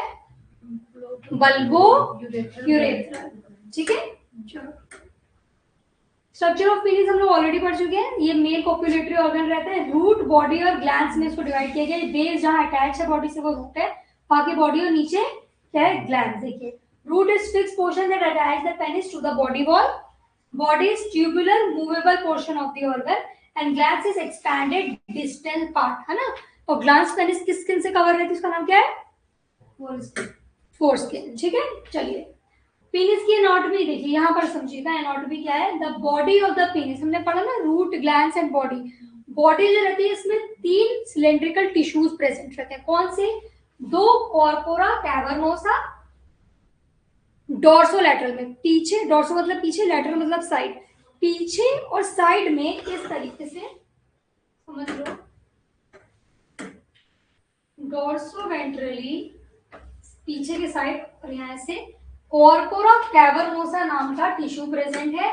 और फ्रंट में मिड वेंट्रल मास जो है एक, वो है कॉर्पोरा स्पॉन्जियोसा। कैवर्नोसा 2 पीछे के साइड और साइड में, एंड स्पॉन्जियोसा सामने के साइड। ये 3 टिश्यू मासेस प्रेजेंट है, ठीक है। कैसे 3 हुआ? कॉर्पोरा कैवर्नोसा 2 एंड कॉर्पोरा स्पॉन्जियोसा 1, ठीक है। Each mass is surrounded by fibrous tissue. अब ये सारे ही मास एक फाइब्रस टिश्यू से कवर्ड रहते हैं, मतलब सराउंडेड रहते हैं, जिसको कहते हैं ट्यूनिका एल्ब्यूजिनिया, ठीक है। पीनिस के बॉडी में 3 टिश्यू मास है। कैवर्नोसा पीछे की तरफ, साइड में 2 और आगे की तरफ स्पॉन्जियोसा। अब ये तीनों ही मास के सराउंडिंग में एक फाइब्रस टिश्यू प्रेजेंट है, जिसको कहते हैं ट्यूनिका एल्ब्यूजिनिया। क्यों है ऐसा? It help to trap the blood in corpora cavernosa. Females को फीमेल रिप्रोडक्टिव सिस्टम में गैमेट पहुंचाने के लिए इजैक्यूलेशन, क्या कहते हैं उसको, एरेक्टाइल टिश्यूज हेल्प करते हैं, है ना। जब एरेक्टाइल टिश्यू पीनिस को इरेक्ट करते हैं तो ब्लड ट्रैप होता है। ब्लड ट्रैप किसके थ्रू होता है? कॉर्पोरा कैवर्नोसा में, ठीक है। Protects erectile tissue. और ये जो फाइब्रस टिश्यू है, ये एरेक्टाइल टिश्यू जो हमारे मतलब पीनिस में प्रेजेंट रहते हैं, मैंने बताया था, जो एरेक्टाइल प्रोवाइड करते हैं पीनिस को, उसको प्रोटेक्ट करते हैं और प्रमोट करते हैं पीनियल रिजिडिटी, ठीक है। एरेक्शन के लिए हेल्प करते हैं कौन? ये मसल्स एंड ये फाइब्रस टिश्यू। तो एक तरीके से एरेक्शन के लिए क्या क्या इंपॉर्टेंट है? ये दो जो टिश्यू मास हमने पढ़े हैं और ट्यूनिका एल्ब्यूजिनिया, ठीक है। इसके नोट्स बना लेना। सीमेन देखिए, सीमेन क्या होता है? मैं आपको ऑलरेडी बता चुकी हूँ। सीमेनल प्लाज्मा प्लस स्पर्म्स, मतलब जो ग्लैंड्स की फ्लूइड है और स्पर्म मिलकर के बनाते हैं सीमेन। ये अल्कलाइन होता है नेचर में। 2.5 to 5 ml सीमेन विथ, हाँ मतलब एक इजैकुलेशन में 2.5 से 5 ml सीमेन इजैकुलेट होता है, जिसमें 80 to 120 मिलियन स्पर्म्स प्रेजेंट रहते हैं पर मिलीलीटर में, ठीक है। ये सर हल्का सा अल्कलाइन रहता है, मतलब इसकी पीएच 7.2 से 7.7। प्रोस्टैटिक सिक्रीशन गिव, मैंने बताया था ना, प्रोस्टैट का जो सिक्रीशन है, प्रोस्टेट ग्लैंड जो सिक्रीशन देती है वो मिल्की अपीयरेंस देता है स्पर्म को, और सेमाइनल वेसिकल और बल्बोयूरेथ्रल ग्लैंड जो फ्लूइड देती है वो स्टिकी नेचर देता है। तो मिल्की कलर आता है from prostate gland and milky stickiness आती है from seminal vesicle and bulbourethral gland या फिर कोपर्स ग्लैंड से। अब एक बार इजैकुलेशन हो गया, सीमेन जो है कोगुलेट हो जाता है विद इन 5 मिनट, ठीक है। क्यों? क्योंकि इसके अंदर क्लॉटिंग प्रोटीन प्रेजेंट रहते हैं। तुम थक गई? हाँ, थोड़ा क्लास 140 मिनट की हुई है, 10 मिनट और पढ़ाऊंगी। समझ में आया तो ठीक है, नहीं यार तो बाद में देख लेना, राइट डाउन कर लो, ठीक है। चलिए, सीमेन में आपने क्या क्या पढ़ा? स्पर्म्स प्लस सेमाइनल फ्लूइड एक बार में 2 to 2.5 ml रिलीज होता है और 180 to 120 मिलियन पर ml में रहता है, ठीक है। अब इसको पीएच कैसी रहती है? अल्कलाइन रहती है, और जो मिल्की कंसिस्टेंसी रहती है ये आती है from prostate gland, and sticky nature जो आता है वो आता है seminal vesicle and bulbourethral gland से, ठीक है। और एक बार इजैकुलेशन के बाद 5 मिनट में ये क्या हो जाता है? कोगुलेट हो जाता है। किस वजह से? क्योंकि इसमें क्लॉटिंग प्रोटीन प्रेजेंट रहता है, जो हमें कहां से मिलता है? सेमाइनल वेसिकल से, ठीक है। इसीलिए मैं अभी लिखवा दी कि बस एक बार आप रीड कर लो, दिमाग लगाने का काम आप जब पढ़ोगे ना तब कर लेना। अब ये देखिए, ये कुछ कॉम्पोजिशन बताया, इतना इंपॉर्टेंट नहीं है, एक बार देखना हो तो देख लेना। स्पर्म के जो कंपोनेंट है, sperm, mucus, water, buffer, nutrient, ये सब चीजें, और इनके फंक्शन क्या है और कहां से ये आते हैं, ठीक है। चलो,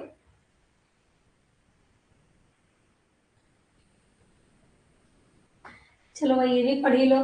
सेमाइनल प्लाज्मा मैं बता चुकी हूँ, फिर से वही लिखा है, क्या होता है आपको पता है, ठीक है। एसिसी ग्लैंड के फंक्शंस पता है कि मैं बता दूं? एक्टिवेट स्पर्मेटोजोआ, ठीक है, provide nutrient, propel spermatozoa and fluid along the reproductive tract, मतलब इसको जाने में हेल्प करते हैं।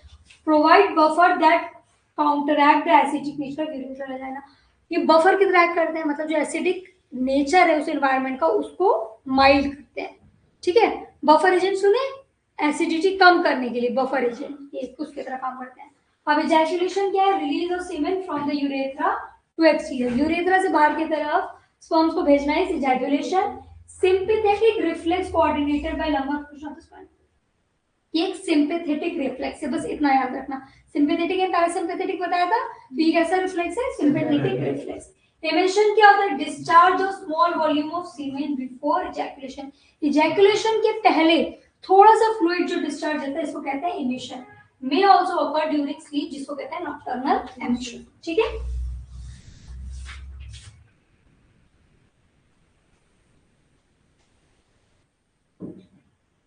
अब कई बार एक अभी हमने पढ़ा क्या? वैसेक्टोमी, वैसे एक दूसरा इशू होता है एरेक्टाइल डिसफंक्शनिंग। ये किस वजह से हो सकता है? मे बी फिजियोलॉजिकल फैक्टर की वजह से, कोई नर्वस सिस्टम में इशू, ये सिंपैथेटिक रिफ्लेक्स होता है इस वजह से, हार्मोनल फैक्टर की वजह से एंड ब्लड वेसल्स फैक्टर की वजह से। ये चारों समझ में आए कि समझाना पड़ेगा?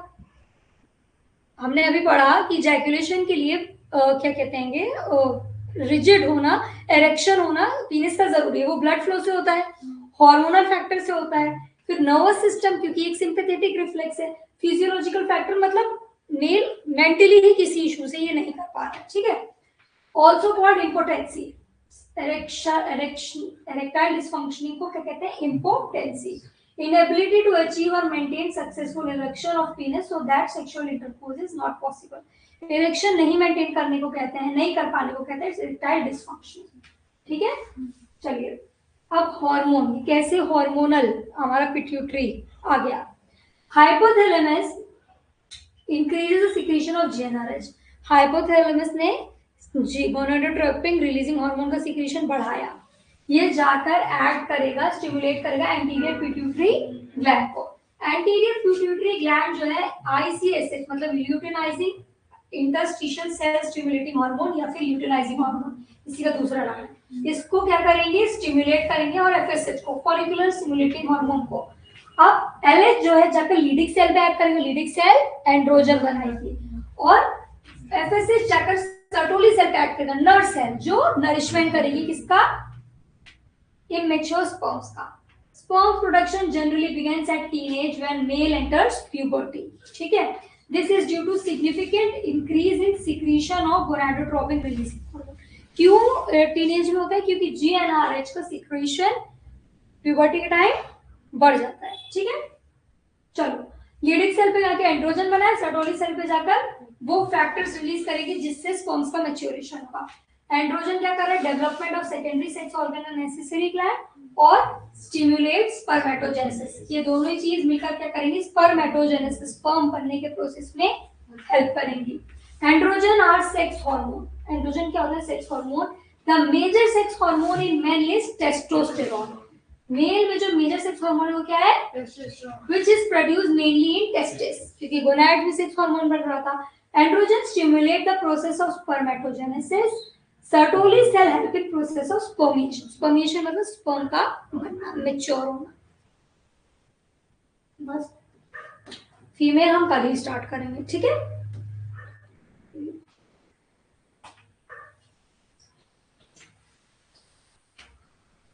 मुझसे क्वेश्चन देख लेते हैं।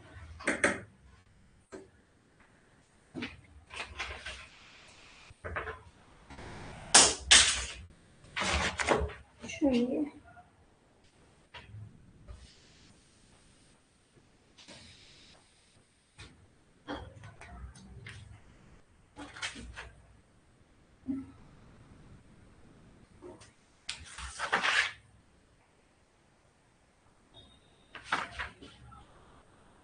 ये बताओ, difference between spermatogenesis and spermiation क्या है। ठीक है, मैं ऑप्शन बताऊं।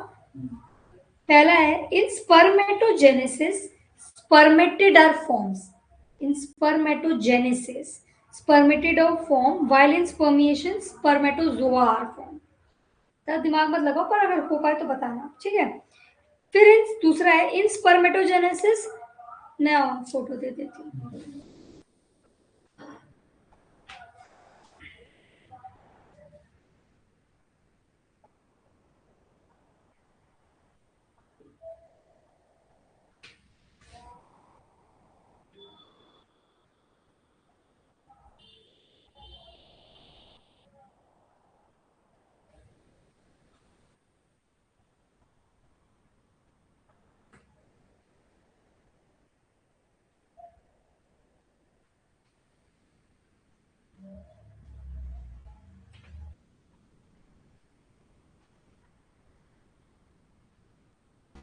वैसे मैंने आपको पढ़ाया नहीं है, पर अगर आप कर पाओ तो बताओ। एक रोटी से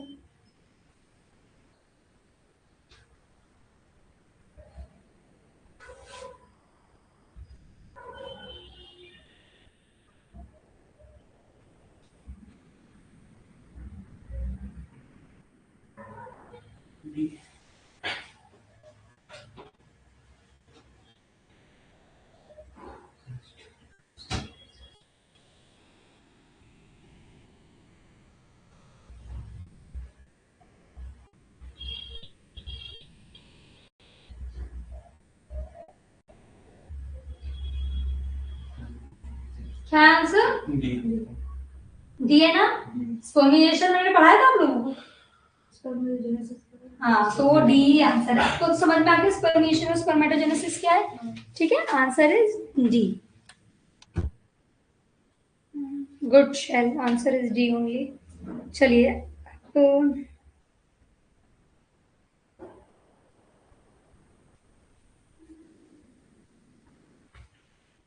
the correct sequence of sperm, मैं फोटो भेजती हूँ फॉर्मेशन, करेक्ट सीक्वेंस बताना।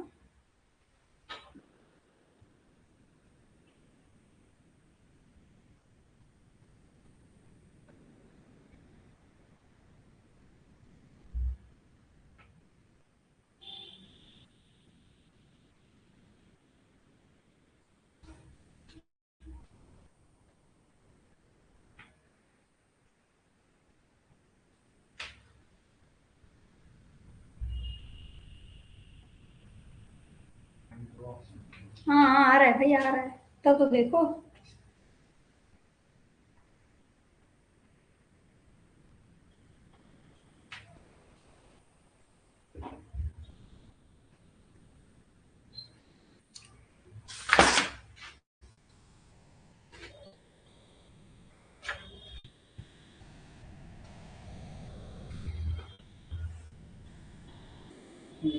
क्या हुआ?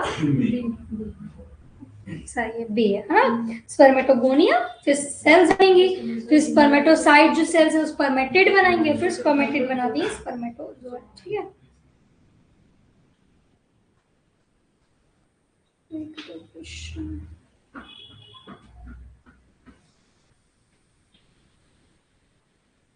अभी बताओ, ये तो ओरली बता दीजिए, इसमें बहुत ही कम क्वेश्चन है इस टॉपिक से।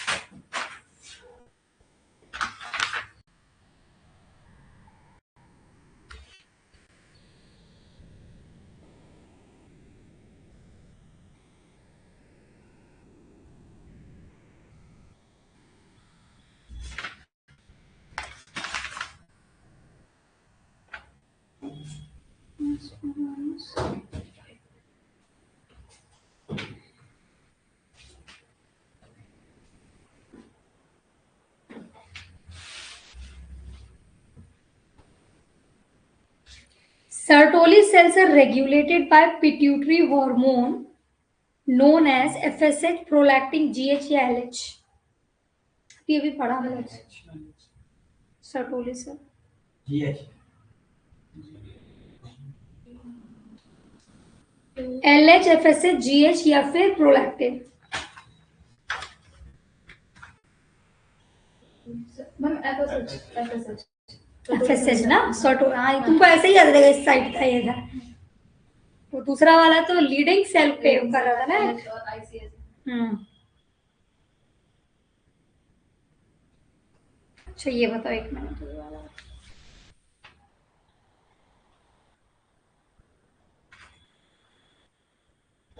इन human at the end of first meiotic division, किसकी बात हो रही है? मियोसिस की, माइटोटिक की?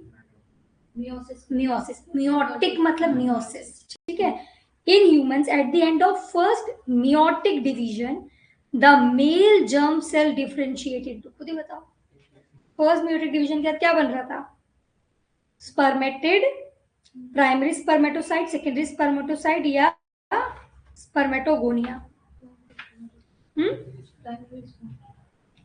तो उसके बाद सेकेंडरी बन रहा था अगर detection in the end of first meiotic, secondary spermatocyte, in the end बोला है ना, उसके बाद क्या हो रहा था। ठीक है, चलो गुड।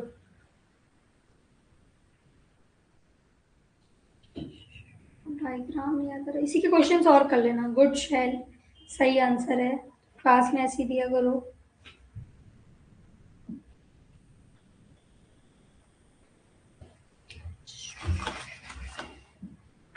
ये बताओ, which of the following statement is false in respect to the viability of the sperm. Viability मतलब एबिलिटी मतलब वो जो फंक्शनल है ना। पहला, survival of sperm depend on the pH of the medium and is more active in alkaline medium.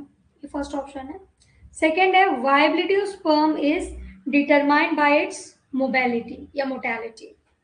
कौन सा गलत है ये बताना है।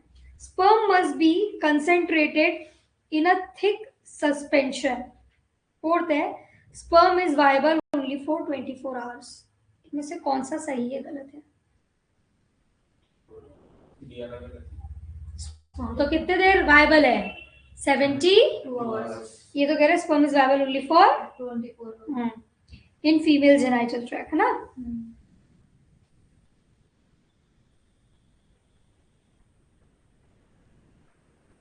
Which of the following cell during gametogenesis is normally diploid? Gametogenesis के टाइम इनमें से कौन सी सेल नॉर्मली डिप्लॉयड रहती है? ठीक है, spermatogonia, secondary polar body, primary polar body या स्पर्मेटिड। कौन सी डिप्लॉयड है? स्पर्मेटोगोनिया। ठीक है, चलो अब हम कल करेंगे बाकी चीज। ठीक है।